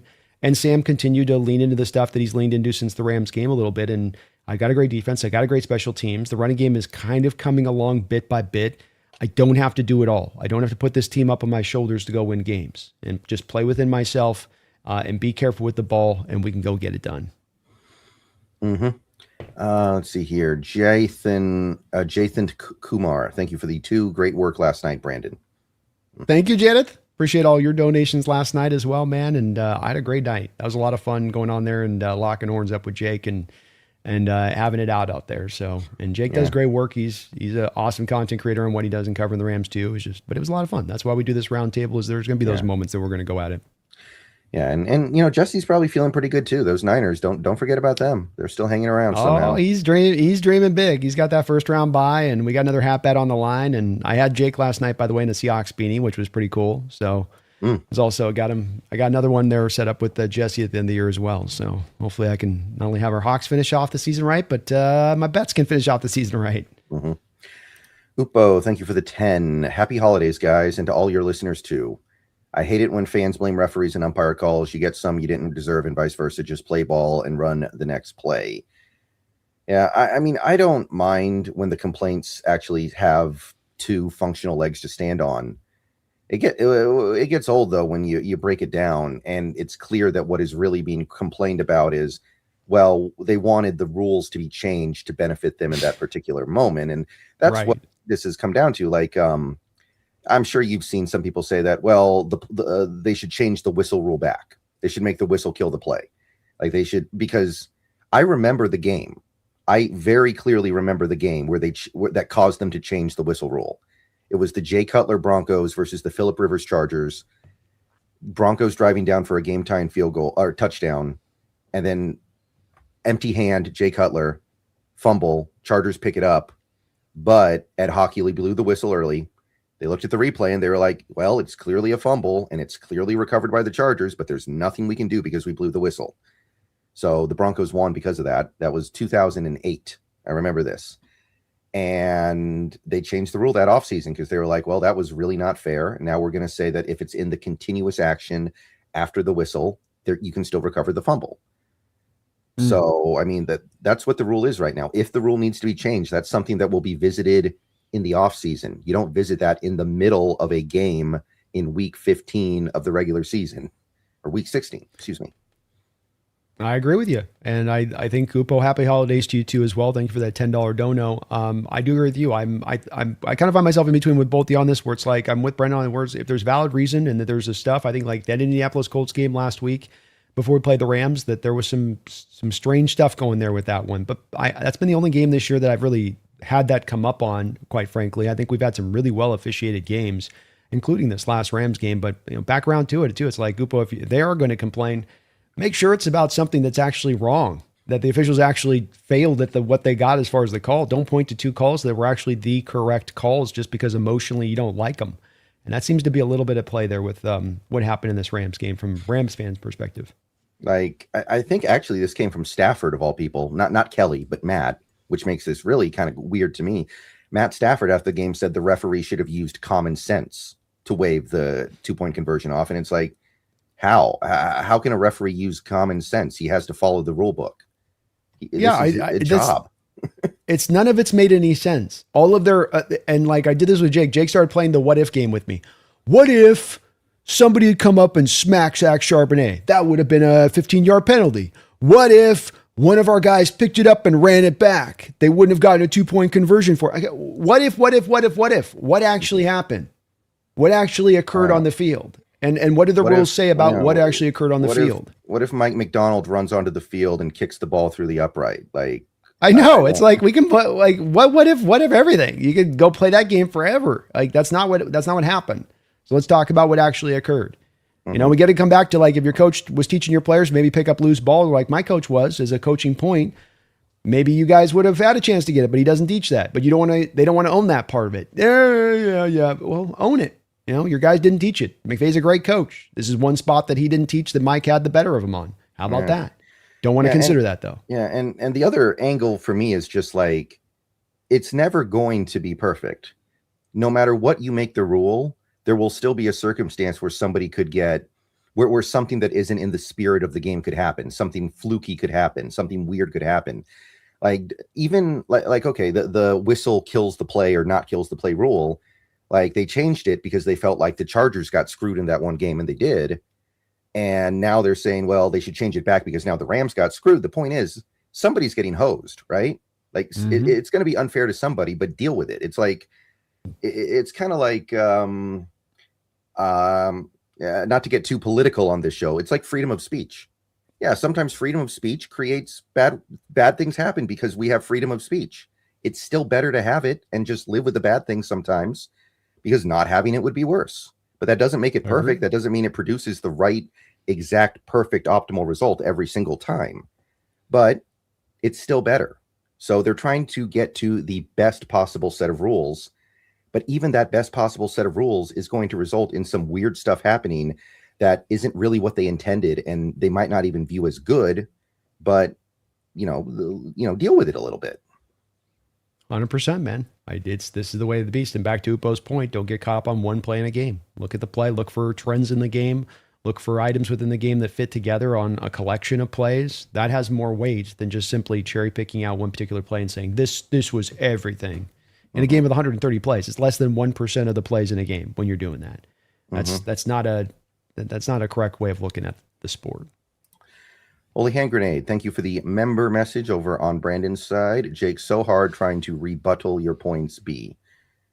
Yeah, I'm sure. I mean, I went in with materials, Yeah, I went in with materials, Brendan, and I wasn't going to bring out. I called it my nuclear option last night when I was letting our host. And I go, here's some of the images I want you to use. If Jake was magnanimous and said, hey, we lost it, we're going to face you guys again. We're going to get you again. I think we're still the better team. I wouldn't have said boo about it, but he went right into the officiating. He went right into it. So it's like, all right, allow me to retort. Let me go after it here a little bit. Let's get into the depths of this a little bit, shall we? Mm-hmm. So, he kind of broke the glass. I had to push the button. Mm-hmm. Wu-Tang, thank you for the $4.99. Rams sought it a first down they didn't earn and have an interception erased by the refs. Also, Rams, we lost the game because 2 plays were called by rules. Yeah, I wasn't shocked that the Ernest Jones interception got overturned, but it was called an interception, so I'm not so sure it should have been. Like, that was very close. You can't tell me that was definitive at the very least. Definitive is the word, and that's the problem. And I still don't know what is a effing catch, Brendan. I don't say this from it just cost us. I say this going back, remember a couple years ago with the Jackson Smith-Njigba catch on the Cowboys in the back of the end zone that got overruled in the same spirit of it. To me, it always came down to, does the guy control the ball? And it's become a little bit on this, like, does the ball move? Well, is he got it in control? Is it moving because he's controlling? To me, Ernest Jones's hands went like this. It wasn't because the ball forced his hands to go like this. It's he's catching, and this is the natural act of catching the ball. But they overturned it. And to Wu-Tang's point, there was a catch that seemed like it was about a half yard short of the first down that they gave him the first down on, which was also kind of a strange spot too. Yeah, I think I remember that one. I'm not unhappy about them overturning it, though, because the way that game ended, I wouldn't give that up for anything. To have Darnold go down like that and redeem himself, that would have been better than just moving the ball 20 yards and kicking a field goal to win, I think. Resiliency of spirit, perseverance of spirit is the stuff champions are made of, Brendan. And it's the part, the Rams, with all the complaining about these 2 particular plays, like, you overcome. Something happens not in your favor, you overcome. Sam Darnold, you throw 2 interceptions, you overcome. You can say what you will about Sam and where you want to put him on the pecking order of things, but the guy's resilient and he's absolutely unflappable. Mm-hmm. Yeah, I think that's fair to say. And again, that's coming through at the end of close games is going to be worth more than any number of 500-yard and 6 touchdown games that he could have. 100%. 100%. Feed me more. Thank you for the $2. AD was offsides. I wouldn't lie to you. Yeah, I feel you. I believe you, man. I believe you. Yeah, I remember there was like a conspiracy in Super Bowl 42 that the referees were messing with the clock on the Giants game-winning touchdown drive. The one against the undefeated Patriots. And I remember there was like this, like it was, you had like this community of Patriot truthers, and they were posting on some message boards I was going on back at the time. And I've never heard anybody talk about that since. So I think people were just messing around, but I don't know. Sometimes these guys get such a good jump. They look like they must be offsides, but they're technically not, because it's when the ball moves. I have noticed that before. Yeah, no, I do too. I think with Femi too, he's talking about where the old thing where sometimes these defensive linemen will line up offsides, where the helmet's over the line, and refs just let him get away with it. And it's pretty big advantage to be able to do that. I think that's what he's referencing here. But yeah, it's sometimes hard. Some of these guys are masters with the jumping the snap and getting on. Von Miller was great about that. Just being able to time it perfectly. John Naylor, thank you for the $9.99. Brando was on fire during the NFC West roundtable, breaking through the Rams copium, citing factor, rule book, and visual evidence like a frame-by-frame Zapruder back into the left that had C-Bot taking note. Yeah, our host was loving it. The Buffalo Bill host we had in the house, he was absolutely just pickled watching us go at it. And I wanted to build my case. I didn't want to do ad hominem attacks. I didn't want to do straw man attacks. I want to say, look, there's nothing personal within this, but let's go at the actual evidence and let's go at actually what you're trying to say, because you're saying it like, oh, there's no doubt that was a bad call in the play where your lineman is a yard and a half in the end zone. And when I show you the shot, I show you the film and he's not being pushed and he's just walking a yard and a half into that end zone. It's kind of hard to be able to say it another way. You kind of thought that maybe in the moment, but I got the all 22 shot literally showing Jaron Reed being pushed backwards, and there's nothing you can say about it at that point. And same thing's true with the 2-point conversion rule book. That's why he was playing the what about game. What about if they'd done this? What if they had done this? Well, what if it was what just happened? How does the rule book say that it's supposed to go down? He didn't want to stay on that point because he knew he had no leg to stand on if he had to stay on that point.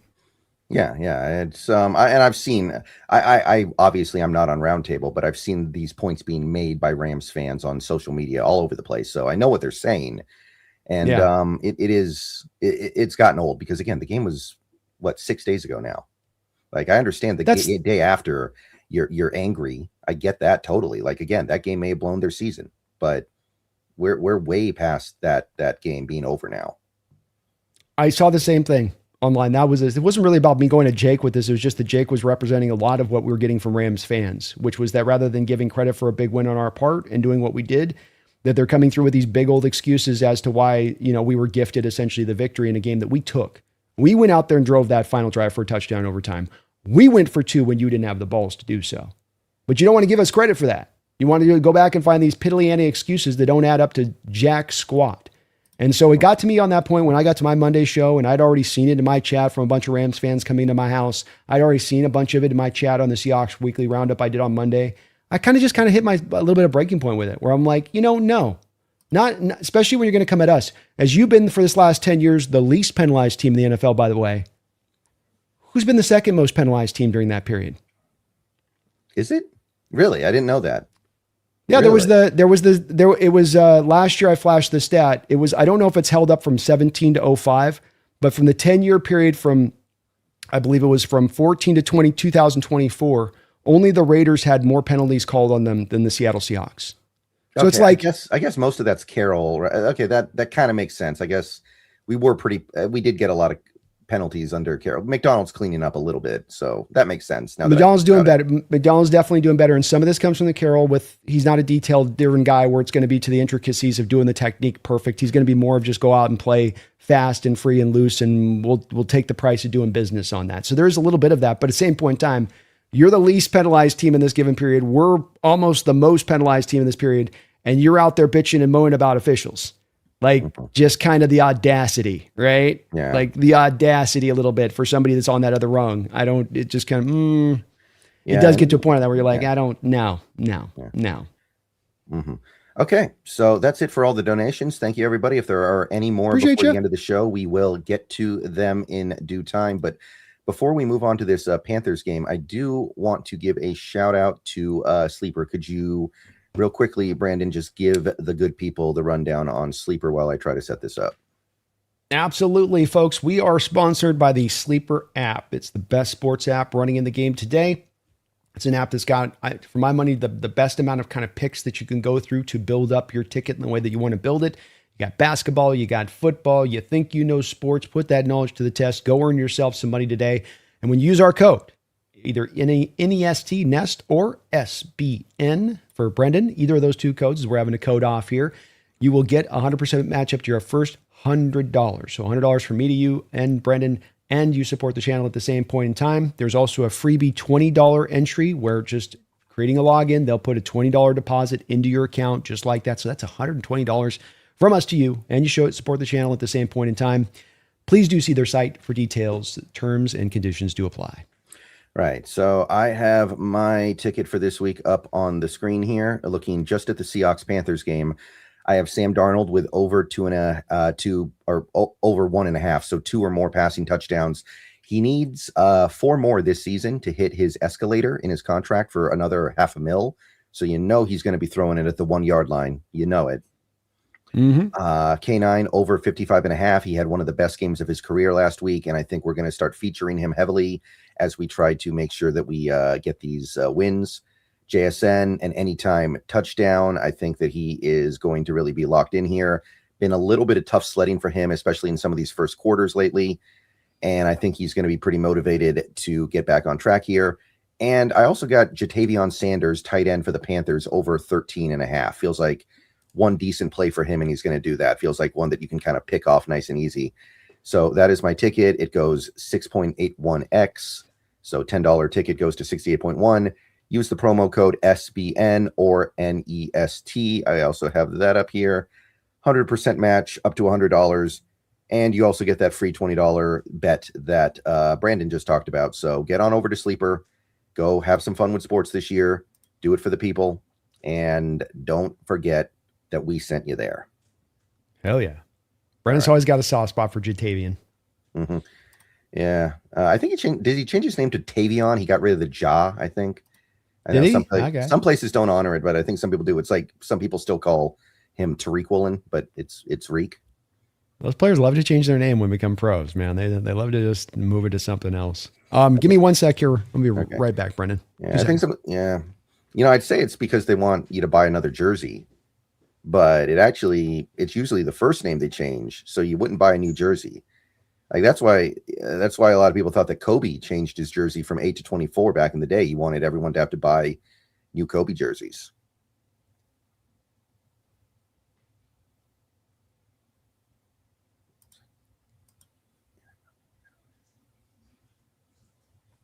All right, we will be right back, guys, and we will be opening things up on this Panthers game. I know we've gotten really deep into the show and haven't even mentioned the Panthers game yet, but that's because we got a lot of generous donations. I want to thank everybody once again for that. We will get back to any donations before the end of the show, so don't worry about missing out or anything like that, but we do want to get started on this Panthers game, so once Brandon gets back, we will open up on that. But while we're here, I guess there's this one donation that we got in while we were in the middle of the Sleeper ad read. Holy hand grenade, thank you for the $2. The cracks are starting for McVay to leave LA. Well, I'm interested in Brandon's perspective on this, but I think it's dependent on them being able to get a quarterback that McVay likes after Stafford leaves, which could be very soon. I know he's playing very well this year, but he is old. He is beat up. Okay, here we go. I'm back. All right. So I was just, we got this donation during the Sleeper read from Holy Hand Grenade. The cracks are starting for McVay to leave LA. I thought we'd take it real quick while I was waiting, just to say that I think it depends on whether or not he can find a good replacement for Stafford in the next year or two. Yeah, and then when Stafford really retires, he seems pretty well connected to staying there, but I think the quarterback position is going to be a big driver for that offense, and having a guy that can be a prime caller, and they've got those 2 first-round picks this offseason. If Stafford retired, they might just pivot right to Burrow. Don't think he's retiring anytime soon if they're able to go and do that. But look, guys, go 10 years in a given place. That's about what you get as a head coach. And sometimes after 10 years, it's very hard to then maintain after that, even if you had a tremendous amount of success. But with that said, I mean, he's still getting the buy-in from these guys. He's still doing a good job of developing talent.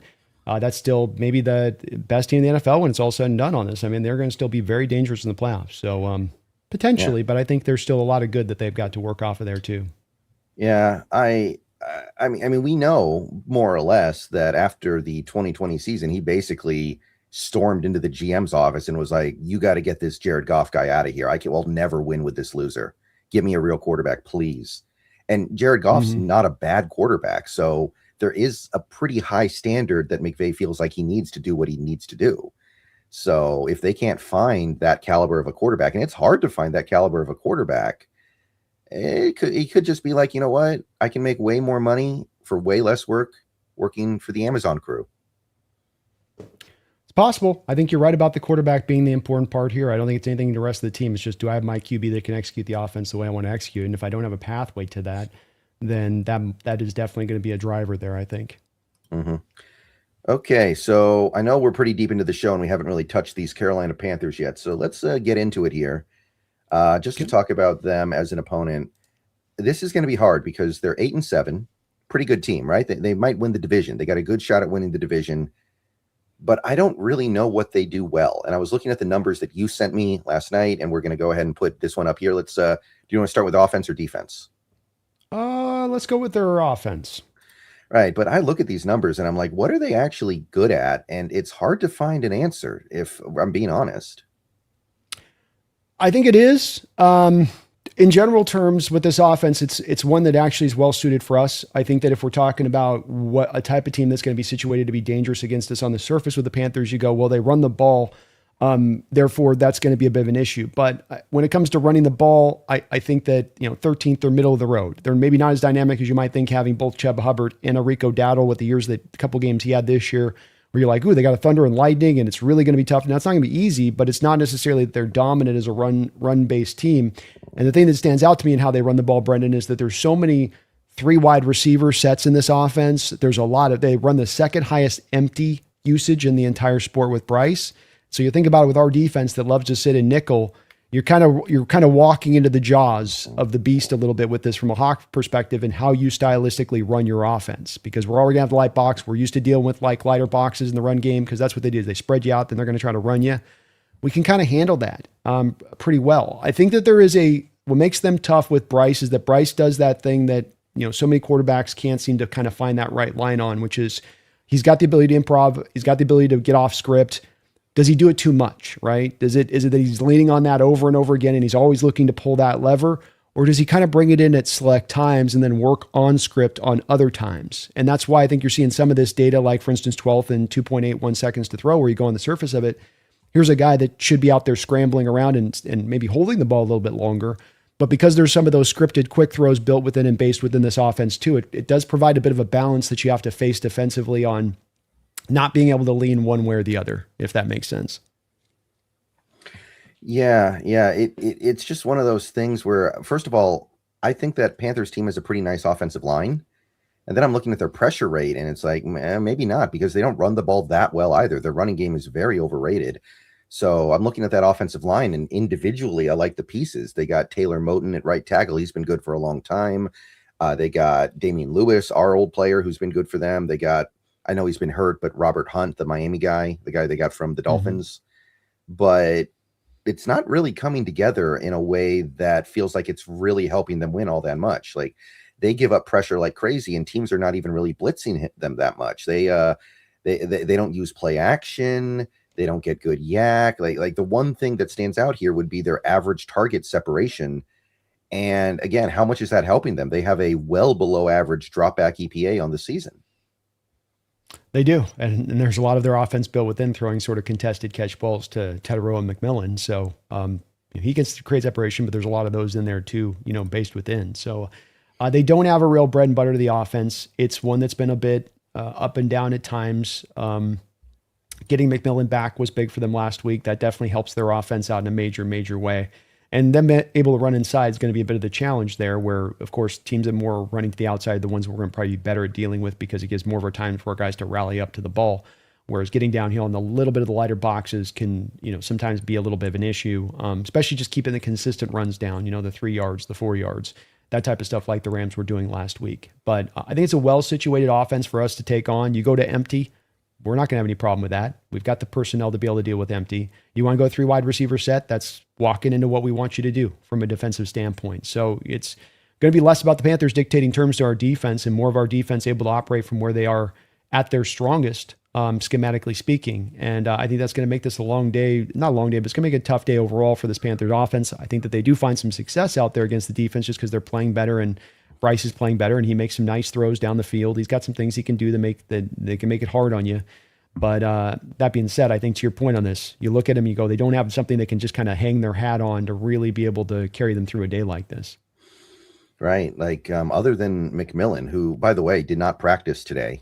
So there is a little bit of a possibility here that they don't even have that. I think that they will. I think they're probably like pacing him a little bit at the end of the year because he isn't 100%, but worth monitoring. But other than that, man, they got, I think, Jalen Coker, a Holy Cross grad. I remember him in the draft a couple years ago, and they got some other relative no-name guy. They don't really have a lot going on there.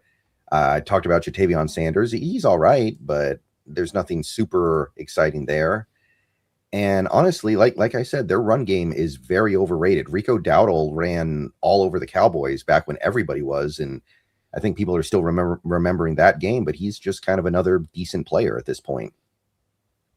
He has. I mean, he kind of caught lightning in a bottle for that little bit of a short time period, and he's been able to cook it up since then.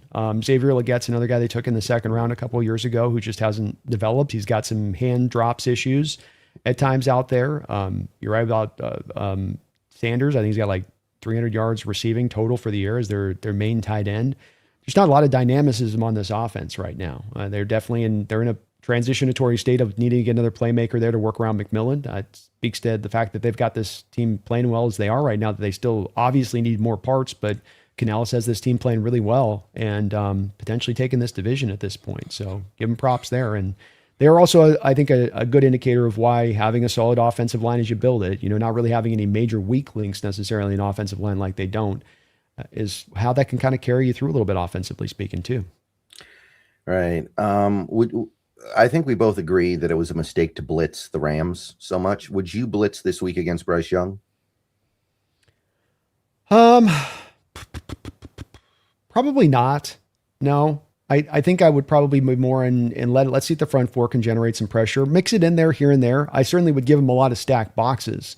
I'd give him a lot of simulated looking pressures, but I wouldn't give him necessarily a lot of blitzes on the back of it. I just want to make him look at it all day long and have to process up at the line of scrimmage all day long.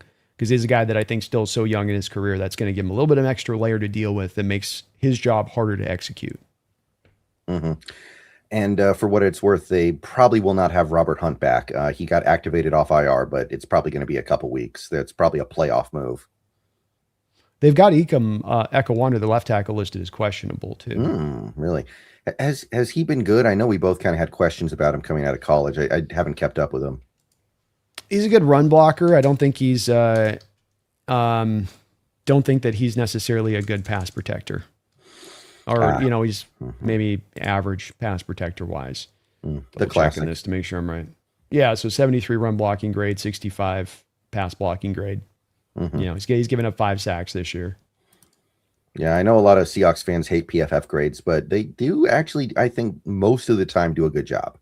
Sometimes things just don't make any sense. Like they'll give Ernest Jones a 40 in a game where Seattle's defense allowed like 3 points and 2 yards a carry. Like that doesn't make any sense. But I think the offensive line, they do a decent job. I agree. Yeah, I think they do. I think this, and again, no weak links, which is one of the major parts about building a good offensive line is to not have any major weak links. So you have to earn your day at the office here with them. Yeah. To speak broadly for a second here, because neither of us liked Bryce Young at all coming out of college. Do you feel like he's been better than you expected in the NFL so far?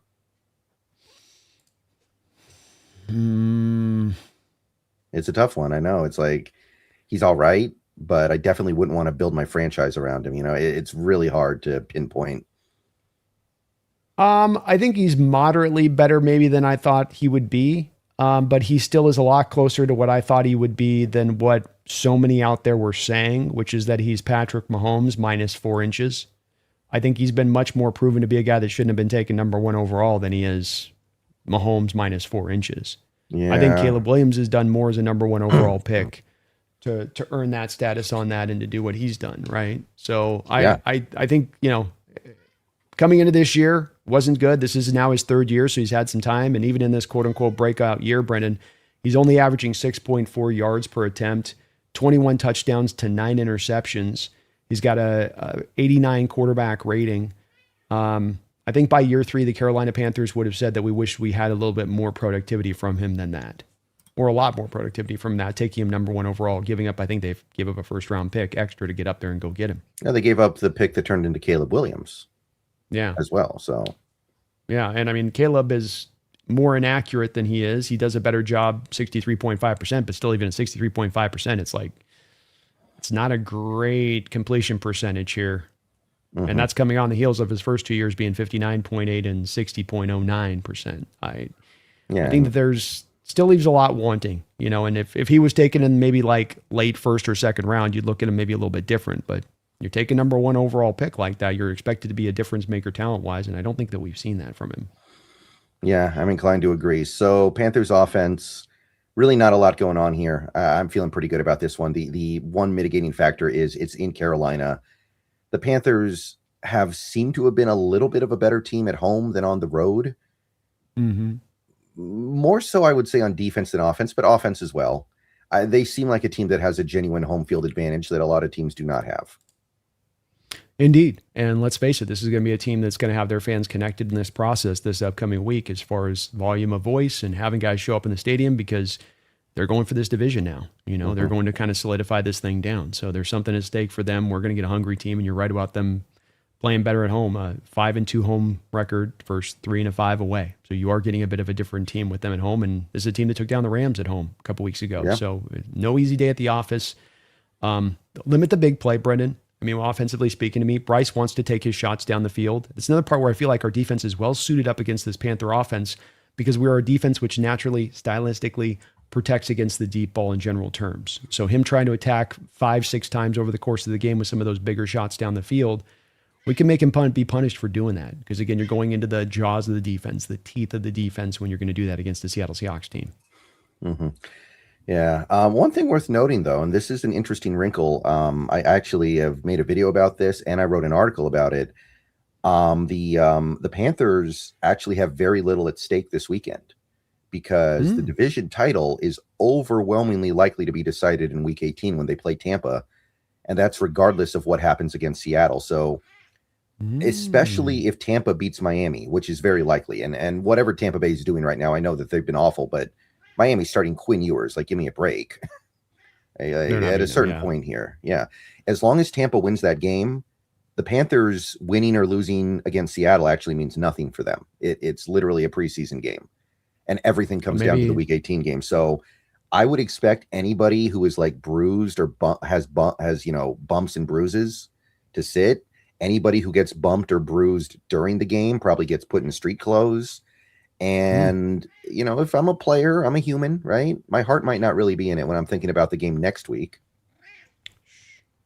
Yeah, I think that's a good point on your part, especially when we're talking about Teteroa McMillan or Ikeme Ikewanu not playing in this game, because I would feel like if I'm from the Panthers standpoint, I definitely wouldn't be playing those guys if this is the case and how you've just portrayed it, being that if there's no point to us getting this win, why wouldn't you rest some of those guys at that point? So that's a good point, and maybe an underrated storyline coming into this game. Yeah, if I'm Dave, if I'm Canales, I'm playing it very safe this week, because how rare is it that you get the opportunity to basically have a preseason game before the biggest game of the year? How often does that happen? And it's happened. It's fallen in your lap. You got to jump on it. Well, yeah, not to mention you're not getting the first round bye, so this is kind of your opportunity to sort of get a little bit of a potential bye for certain players you want to rest in that way, to get them as fresh as you possibly can for that game. I think there's a very sound strategy approach here from Canales' standpoint, not just us being Hawk fans would love to see them sit guys, but also like if there's nothing there for you to get the win on that, but just risking players that you're not going to have for the next week for the game you're going to need, that doesn't seem to be very smart coaching to me. Yeah, like imagine if this Panthers team in the last 2 months of the year beats the Packers, beats the Rams, and beats the Seahawks, but they still don't make the playoffs because they lose in Week 18 to Tampa. Like, that would be crushing. They'd be sitting there all offseason thinking, man, we might have been able to go on a Super Bowl run, and now it's over. So you're thinking about that game 100%. 100%. I think it's a good point, and maybe that will swing in factor huge there, because you're absolutely right about the Miami falling to Tampa Bay. They're going to lose by easily 21 points potentially in that game. Yeah, some people were trying to kind of hype it up, saying, hey, Miami's got a winning record over the last 2 months, and Tampa Bay's 2-6. But it's like, it's Quinn Ewers. Give me a break. Yeah, and I get it. The Panthers have not been playing good. They've had some bad losses, Falcons, Saints, on there. But as well in that span, they've also had to play the Patriots, the Bills, the Rams, the Panthers, So there's been some pretty legitimate foes that the Tampa Bay, they've had a fairly tough schedule overall as being Tampa Bay this year. Mm-hmm. Yeah, they have. And don't get me wrong, I think they're a pretty bad team right now, but they're going to beat Miami. And I don't know if Miami's even trying to win right now. They're probably not. I wouldn't think that they are. They've seemed like they've been kind of recently. I know they've done well overall in the last, month or whatever. They kind of got embarrassed against Pittsburgh, and then they got blown out by Cincinnati. It's like not hard to defend. Yeah.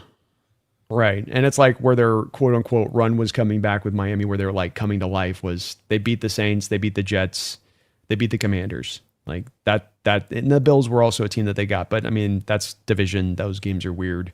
But it's been mainly done off the back of, kind of having some wins against some really bad teams, the worst in the NFL. Mm-hmm. Okay, now we go over to the Panthers defense here. And once again, I'm looking at this and I find myself looking for something that they're actually good at. And they have good players, right? Derek Brown, they got J.C. Horn. Mike Jackson is nice. I like their safeties, but in terms of them actually doing something well, I'm really not feeling it based off any of these numbers. So what do you think of this group on defense? Yeah, I mean, they're not efficient at stopping the run. They're not efficient at stopping the pass. You can kind of go wherever you want. They're 32nd in pressure rate, so they very much struggle to create any kind of pressure at all. And since they don't really highly blitz, they can't really manufacture the pressure either.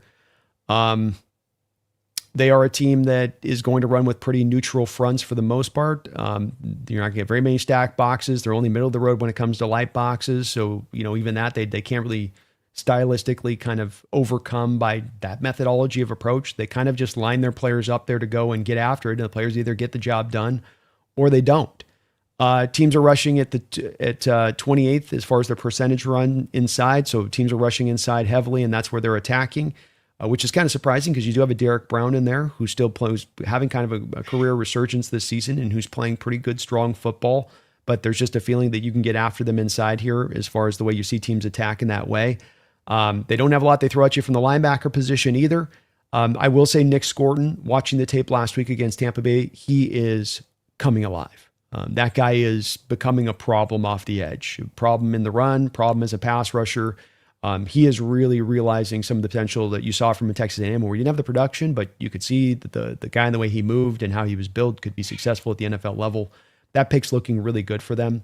I think that they've got some strength in the secondary at the cornerback position. Mike Jackson doing a really good job out there this year, 3 interceptions, playing good football for them. And then J.C. Horn's probably one of your better cornerbacks in the sport.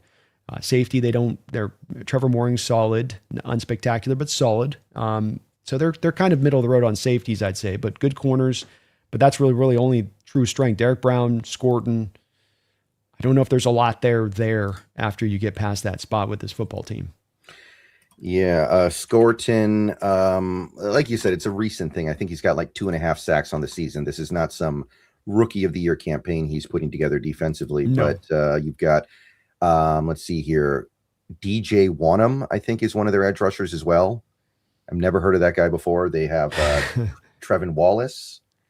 They've also got a Princely. That's the Kentucky kid we looked at. Remember we scouted him. Yeah, it is a very toothless pass rush. Derek Brown has 5 sacks. No, Scourton has 3.5. Ashawn Robinson, I think he used to be a nose tackle for the Rams or something, if I recall. Mm-hmm. That's right. 2.5, and then everyone else has either 1 or 2 or 1.5 or a half. It's kind of like a couple of these pass rush units we've talked about in recent weeks are kind of the same, but they're actually getting good pressure from a bunch of different players. This team gets like bad pressure from a bunch of different players. So it is probably the worst pass rush in football. The Scourton element is real. Like I would take this pass rush unit over San Fran right now, because San Fran is still kind of coasting over what Bosa gave them early, whereas the Panthers are kind of improving a little bit as the year goes on. I buy that. I buy what you're selling there. And yeah, I think it's, you look at the secondary, there's a lot of guys that, we did scout who we just kind of were like, just kind of a day 3 guy. Latham Ransom out of Ohio State. I know he's not their main safety, but the guy's got 300 snaps. He's out there. They got him in personnel packages, I guess as much to stop the run, but from the safety position, but it's like that guy can be exposed as in coverage. Trevin Wallace was kind of a 5th round kind of inside linebacker as you scouted him, and like a little undersized. Chow Smith-Wade, their nickelback out of Washington State, another guy that we looked a lot at. It's kind of just a guy that you kick in there in a nickel that'll be just kind of a guy that'll, he'll give up some plays, make a play here, make a play there, but certainly not a difference maker out there. So they're kind of getting by with the cobble it approach here a bit, defensively speaking, right now. Right. And as for their run defense, you list 25th in rush EPA, which is very bad. To be clear, you want to be the lower numbers are good there, right? You want to be like first. So they've got Derek Brown, who might be an all-pro level defensive tackle this year. And despite him playing really well, and he did come into the league as basically a nose tackle, if I recall correctly, they still can't stop the run. That's pretty bad. That's something you should be taking advantage of right now. 150%. You got to be good at something, right, Brendan? Like if you're gonna be bad one place, be good somewhere. Pick some spot that you actually can go out there and find that, again, come back to hang your hat on and then build off it from there. But this just feels like a Carolina Panther team that's just a little bit ahead of schedule, and that just still needs some more bodies. They need another playmaker offensively on the outside. Xavier Legette's lack of progress has really opened that door up. And then defensively, you just need to get more dynamic on the front seven, I think, in general. Pass rush and how you stop the run. You got some good players, but it's more of got two players and then a lot of just kind of get by guys. Yeah, and on a fundamental level, you would say that the strongest part of this defense in terms of a group is the secondary or cornerback, because you've got J.C. Horn, who's been really good. I think he made the Pro Bowl again this year, and Mike Jackson, who's been good for them as well. Yet 22nd rank in most yards on average separation of routes. That's the bad side, right? That's like not what you want. No, that's not good. Yeah, even that's not on the good side of it. So they're not getting pressure and they're not stopping the run is kind of the bottom line. And they do have a secondary that's been opportunistic with, to your point, J.C. Horn and Mike, and they've got a couple picks and interceptions. But the baseline and the bottom line here is still holding to be true, that you can go after them in every way. You should be able to run the ball. You should be able to pass the ball. I think because they don't blitz, I don't know if there'll be as much of the deep stuff that we like to work in. It might be a little bit more of you need to just sort of kind of peck away a little bit at this defense as far as taking what they give you. But with that said, there's a lot of opportunities with this defense to get after them. Yeah, I do notice, I guess nobody runs on the inside against them. Maybe that is the Derek Brown effect. All these teams like to run to the outside on them. So, I mean, good opportunity. No, they're inside 28, 20. Oh, yeah, you're right. Yes. Sorry. Correct. Yeah, so you're running to the outside on them. So that could be good for Kubiak's desired running offense. That's certainly what he wants to do. So that could be interesting. I like that. Yeah, that would definitely have outside zone. Man, that's the bread and butter outside zone. So Walker to have a good day. You had him on your picks, I think. And that stat alone would seem to point to utilization of Walker to the edges a little bit more in this game, especially, I would think. Yeah, so I guess the big question here is, and I don't know if we got to the bottom of this, how are the Panthers good? How are they 8-7 when they don't do anything well? Do they have the greatest special teams unit in NFL history? It defies understanding in some ways that this team is currently, I think, a slight favorite to make the playoffs. Yeah, I mean, I think you play in a division that's not a very strong division, first off. I think you've had a schedule that's had some easier foes upon it. Cowboys, Jets, Falcons in there twice, right? Saints in there twice, though they lost to the Saints twice, which is pretty hilarious, Brendan. Twice you lost to the Saints. So there's some easier parts here on the schedule.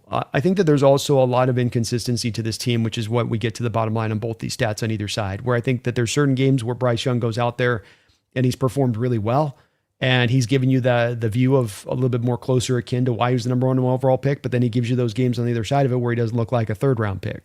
And I think that you do get a little bit of that up and down nature from his position and how he plays. I think how you've run the ball at times has not always been consistent, and that you have those dominant points with Rico Dowdle through the middle part of the year, but there's a lot of other times there where you're not getting a lot done in running the ball. Chuba Hubbard's is averaging less than 4 yards a carry right now, to my point. So I think that it's been a little bit of, that's why this team's where it's at, is it's just their story is not the same every week. It's just wildly a little bit different. Kind of almost doesn't matter the opponent they play in that wild difference. And that's the part that's scary for us, is that even strong opponents, they might come out there and give you that good game. And you don't know. It's a little bit of the box of chocolates type of team. You never know what you're going to get. And maybe that's a little bit of what we kind of got to anticipate here with them this week.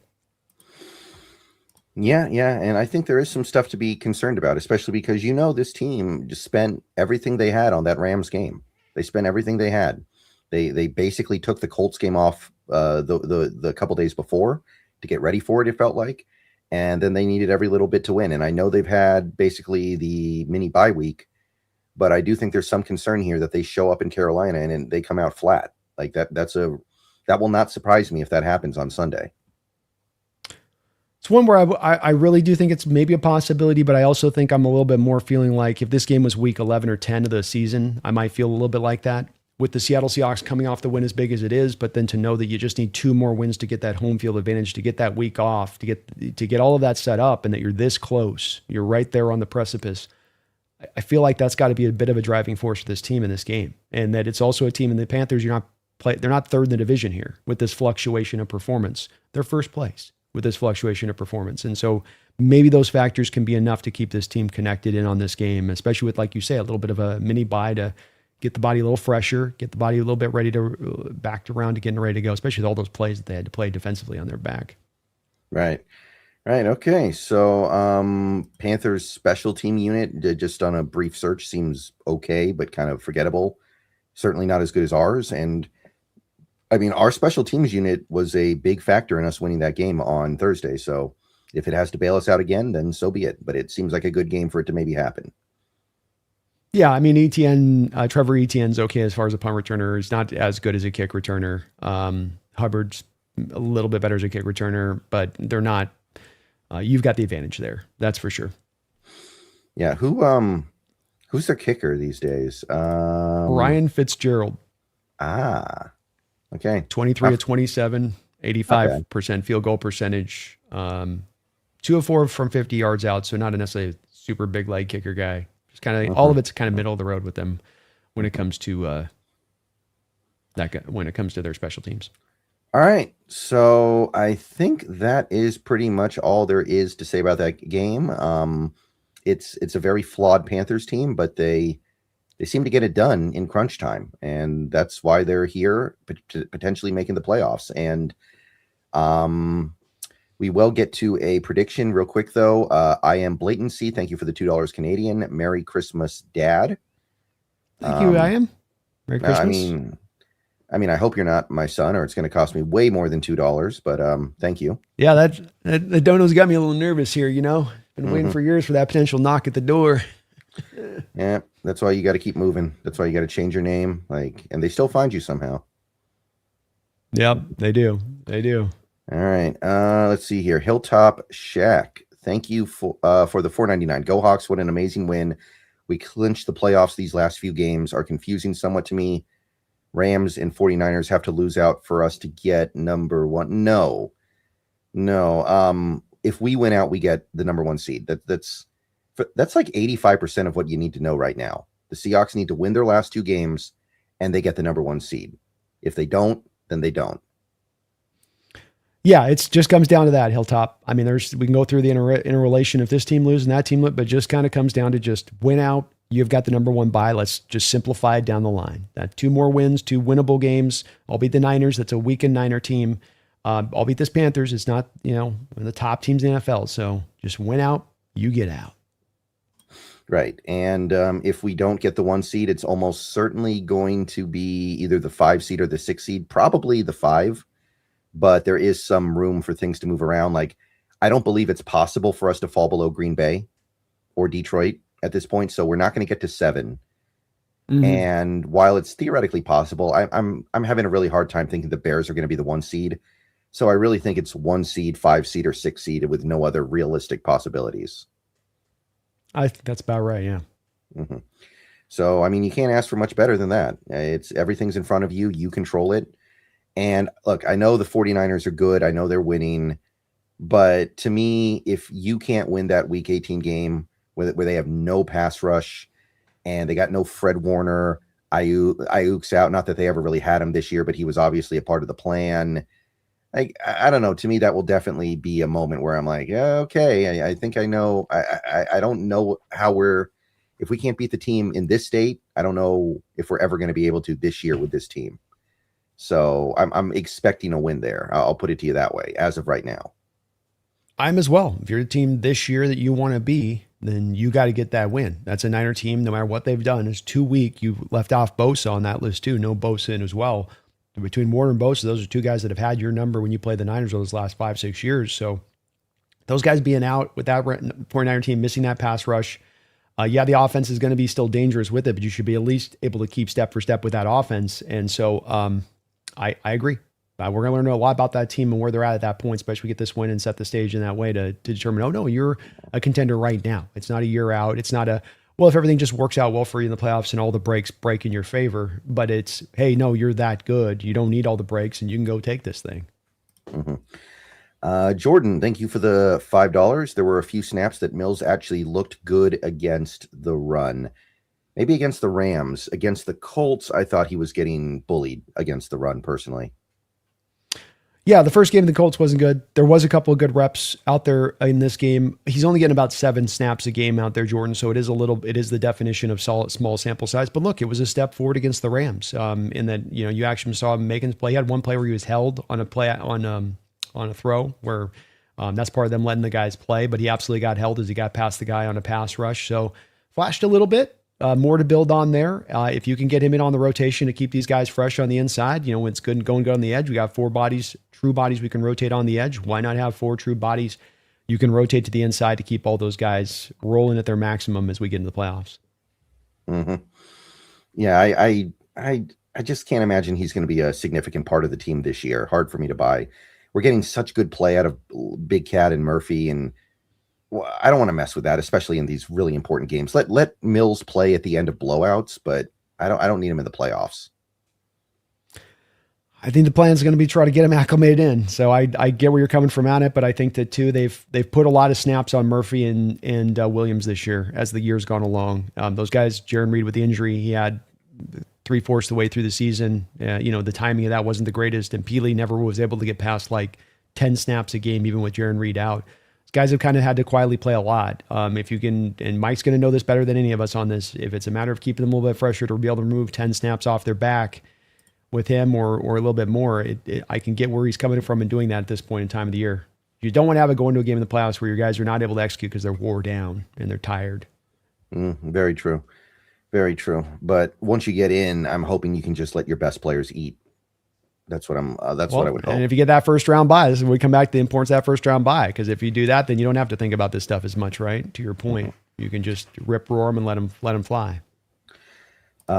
Brenty, thank you for the $5. Spoon confirmed for second time what I fear most about 12's noise during defense. Not sure what this refers to.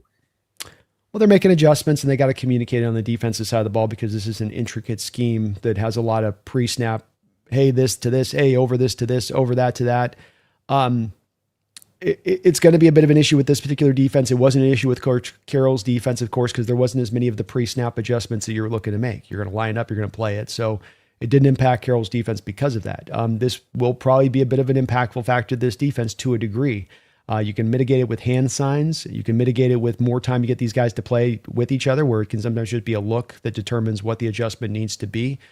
It's also, I don't think, when we come back to this last week's game, that's a little bit where we come back to too, also having the short week factoring in here, where Mike McDonald pointed to the fact that he probably put too much on the plate of the players for a short week to be able to execute those intricacies in full. And that was maybe a little bit more of what was at stake here as far as the offense exploding for the Rams more than it was the 12 noise. Not to say that the 12 noise wasn't contributing, Brent. I'm not saying that, but just that one weighing over the other, I think, was probably that first. Oh, you're muted. Oh, sorry about that. Yeah, it's a tough thing to figure out because I don't want to lose the home field advantage, but it's not the Pete Carroll defense. The Pete Carroll defense didn't need to think about this stuff. So it's just one of those things where it's a difficult balancing act to walk, and I don't know what the right answer is. Could be more simplified game plans at home. Could be a little bit more of, bring out the intricacies just here and there rather than maybe full bore as you might on the road a little bit. So, there's a little bit of some adjustments in here, but there's a little bit of it just going to be a little bit of, as the noise gets louder and louder here as we get in the playoffs, it's going to be probably a little bit of part that they're going to have to find a way around. Mm-hmm. And let's see, Brenty, thank you for the $5 yet again. scheme/adjustment before snap needs clear communication, and at 111 decibels, our defensive secondary were giving a very hard time because of the noise. So kind of a follow-up to that. And then we also had this from him a moment later. Thank you, Brenty, for the $2. Playoffs will be much louder. It is an obstacle. Yeah. I think you're smart to bring it up, Brenda. It's something that the team should think about, especially playing if they're going to play these games at home and not go on the road in the playoffs. And that there's some things you got to do to mitigate that. Simplify the game plan. I think hand signals can work as well. And that you can start to set that up a little bit more of like, I can't hear, and we're going to have to go to hand signals on this a little bit. And you'll see players do that at times in our secondary. So there's some things you can do to get around it, but I'm not going to undersell that it's with this particular style of defense in this particular stadium. there's going to be a little bit of that at play when the stadium's rocking and rolling at its loudest. Mm-hmm. But it's something you got to figure out. It's not going to go away. And even in future years, right? Even next year, it's not like well, actually, in recent times, maybe we have seen that there is a way to get Seattle fans to stop cheering so loud, but it's not an advantage that I want to give up. No, I don't either. And I wouldn't want to go to a simplified defense just because of the home stadium either on that way. So we got to evolve with the times and find our way kind of through it there a little bit. PGZ, thank you for the 5. Salute, fellas. B-Dog, you made me proud on Roundtable. They didn't read my super chat, so I'm saying it here. I'll bet a lot of super chats got passed over last night. I'm sure there were a lot without even watching the show. I think I know that. We had, I think we ended up with 120 super chats on the show last night. So I think they did get to a PGZ, but they were just kind of those guys. We got a 2.5 hour show last night. So it was with all those donos, it was like they were trying to, I think, kind of speed a little bit through them to a degree.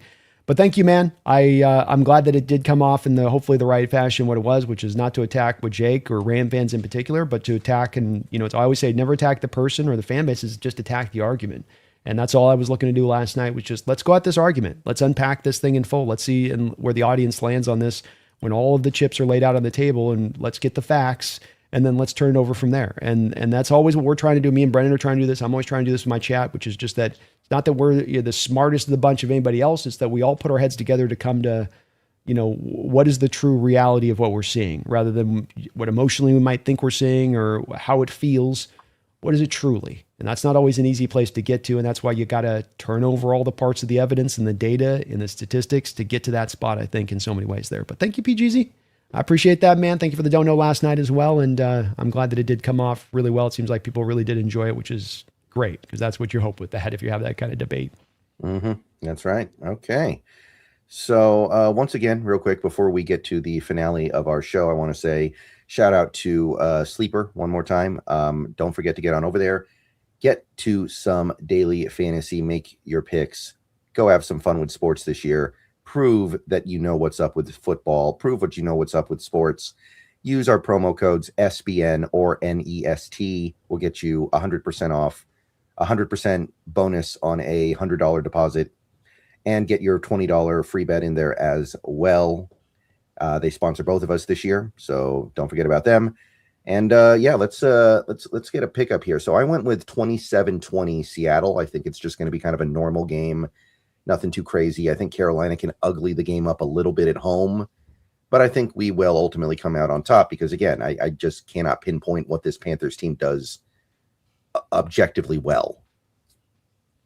I think it's fair. I can see it going totally that way. I'm going to go a little closer just because I think they play a little different home. It's going to be just a tough game, I think, and the Panthers. But again, that point you brought up too about the Panthers potentially looking a week out on that one and this game not meaning as much, that's kind of making me lean a little bit more into your score prediction than back to mine of 21-19.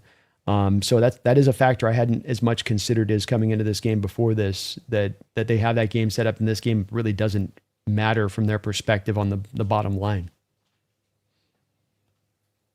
Okay, so what score are you going to go with? Were you going to? Did you go 21-19? 21-19. Wow. Okay. So I'll stay there. I'll still stay with the win, but I will say that yours feels a little bit righter right now because that's what I did as the score prediction last night. So I don't want to move off of it, but I see that I certainly if it kind of just depends on how Panthers address this. If they come in there just like we got to get same game, just got to keep going, can't take their then. I think you got 21-19, but if it is that they come in there like McMillan, you said, Ikamanu, play off the game, you said, we'll sit some of these other guys throughout. Well, then, yeah, it's probably even more of a win at that point if that's the direction that they choose to go. The problem with 21-19 is that probably means Myers didn't kick any field goals, and he's got to kick some field goals if he wants that record. He's got to make 8 in the next 2 games. That's hard. It's going to be hard. It's going to be very hard. Yeah. The Rams kind of ruined it by being so bad they couldn't force us to kick field goals. Like that's how true. They got their revenge. The Rams got their revenge by losing to us by being so bad defensively that they couldn't force us to kick any field goals. So another part of this game, man, was that our red zone effectiveness, our ability to go get touchdowns versus their inability to get touchdowns and settle for field goals and field goal attempts. Mm-hmm. All right, so that is our prediction. We both like Seattle to win.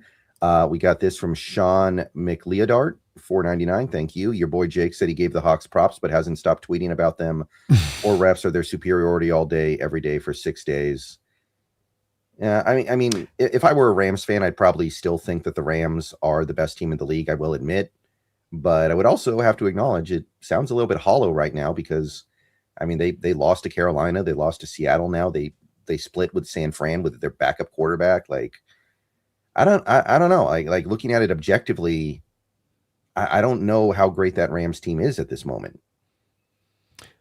Yeah, I mean, I think that they've got as much possibility of getting in there and getting the Super Bowl because of where they've been at and what they have at the quarterback position and how just good they've been. But to your point, are they at their strongest right now as the season's wrapping up?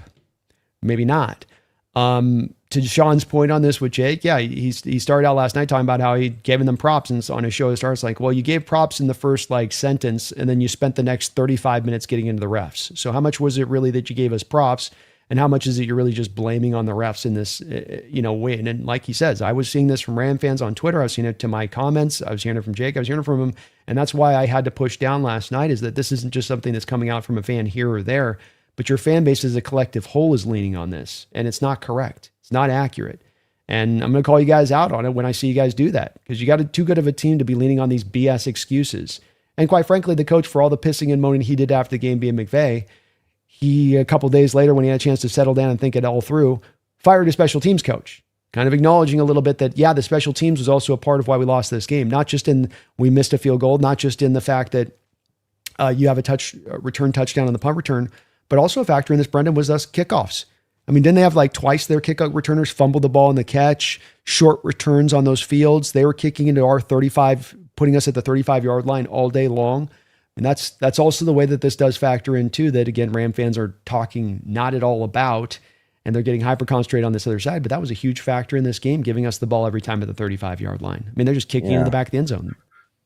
My understanding is they do that with everybody, but yeah, because they don't trust their special teams. You don't do that because you don't trust your special teams coverage unit. Yeah, I wasn't sure if it was because they were afraid of Shaheed or if they do it to everybody, but people told me they do it to everybody. So, I mean, that's really bad. That is 10 to 15 yards of field position every time, untenable. It shows up when when the discrepancy between two teams is this much on one side of the three phases of the football, you're going to feel the presence of that. That's not just some small thing of a couple plays here or there, maybe, but no, you'll feel it in a variety of different ways throughout the course of the game. So, I think we're good. We are good, right? You're good. Yeah, you're good. If my interface got unplugged down there, I'm going to be annoyed because I'm making special effort to not kick it. I had to rewire the whole thing yesterday to get it to work, but I think we're good. So, all right, good. You're good. No. All right. So I think that's really all there is to say, man. We both think that we're getting win 13, and 13 wins is something this team has done twice in their franchise history. So it's a special time, man. Yeah, it means something to me too. It's been a pleasure doing this with you, this show this year, and being able to cover this team this way and celebrate this team with all the good stuff they have. And I hope the fellow 12s are doing it. I don't think I have to check with them after that game last week, as everybody's riding high and just loving the way that this season is coming to be. Just keep enjoying it, folks, and hopefully our team can keep rewarding us for that and finish off the home stretch of this season, get that first round bye. And as you say, it's rarely happened, but we've had the first round bye before. We've seen the benefit of that in our back pocket, and boy, would that be big if they could secure it. Yeah, and I know that there's a school of thought out there that, hey, we're better on the road. We should want to play on the road. No, I want to play at home. And if it ends up costing us a game or something like that, and we end up going home a little earlier than we thought, I'll live with that. I'll live with the variance. I'd rather play at home. I would too. I still maintain that gives you the best chance. This fan base with a playoff game is something just different. So that beast quake happened during a playoff game. Go and get that home field advantage, man. Let's let the chips fall where they may at that point. Industry Worth, thank you for the $1.99 super chat, by the way. Thank you, Industry Worth. Appreciate you. All right. So, we'll do this again next week, probably moving it back to Thursday, although that might be New Year's Day or something. So we'll see. Play by ear. I don't know if we want to do it on exactly New Year's Day, but we'll figure it out. And look, next week, it'll be the final game, but we got one more game to get through here before we get to that one. So Seahawks Panthers, you just watched your team win probably the game of the year for the entire league. So we are on top of the world at this moment. Obviously, things can change very quickly in this league, but right now, you can't really have asked too much more of this squad. I know it was a bumpy ride. I know that you had to fall down 16 points in the fourth quarter. I know that most of us thought the game was over, and they showed you they're not giving up. They are not ever going to give up. They are going to keep fighting, and that's worth an awful lot in a league like this. So I'm going to go and get on out of here. I will see you guys later. Brandon, thank you for doing this with me today. Thank you. Appreciate you. And don't forget, especially at a time like this, and especially at, I'm sorry, we just got a dono in there. Martin, thank you for the €5. I'm glad the team has a couple extra days to get over the emotions of this win and get on with bringing the number 1 to Seattle. Yeah, the couple extra days are really important right now. I think that we would have been completely flat against Carolina on a normal week. Agreed. Just one more place that, Martin, this schedule's worked out really well in our favor to help set up this. It's been a part of the contributing factor of us putting the season together. It's, yes, the team getting better, but it's also that we've been able to catch some things in the right timing this year to be able to maximize it. Mm-hmm. And we also got another super sticker from Industry Worth. Thank you. Thank you, Industry Worth. All right. Appreciate you. Closing out the stream the right way, but don't forget. Let's go. Don't forget Merry Christmas and go Hawks. Merry Christmas and go Hawks.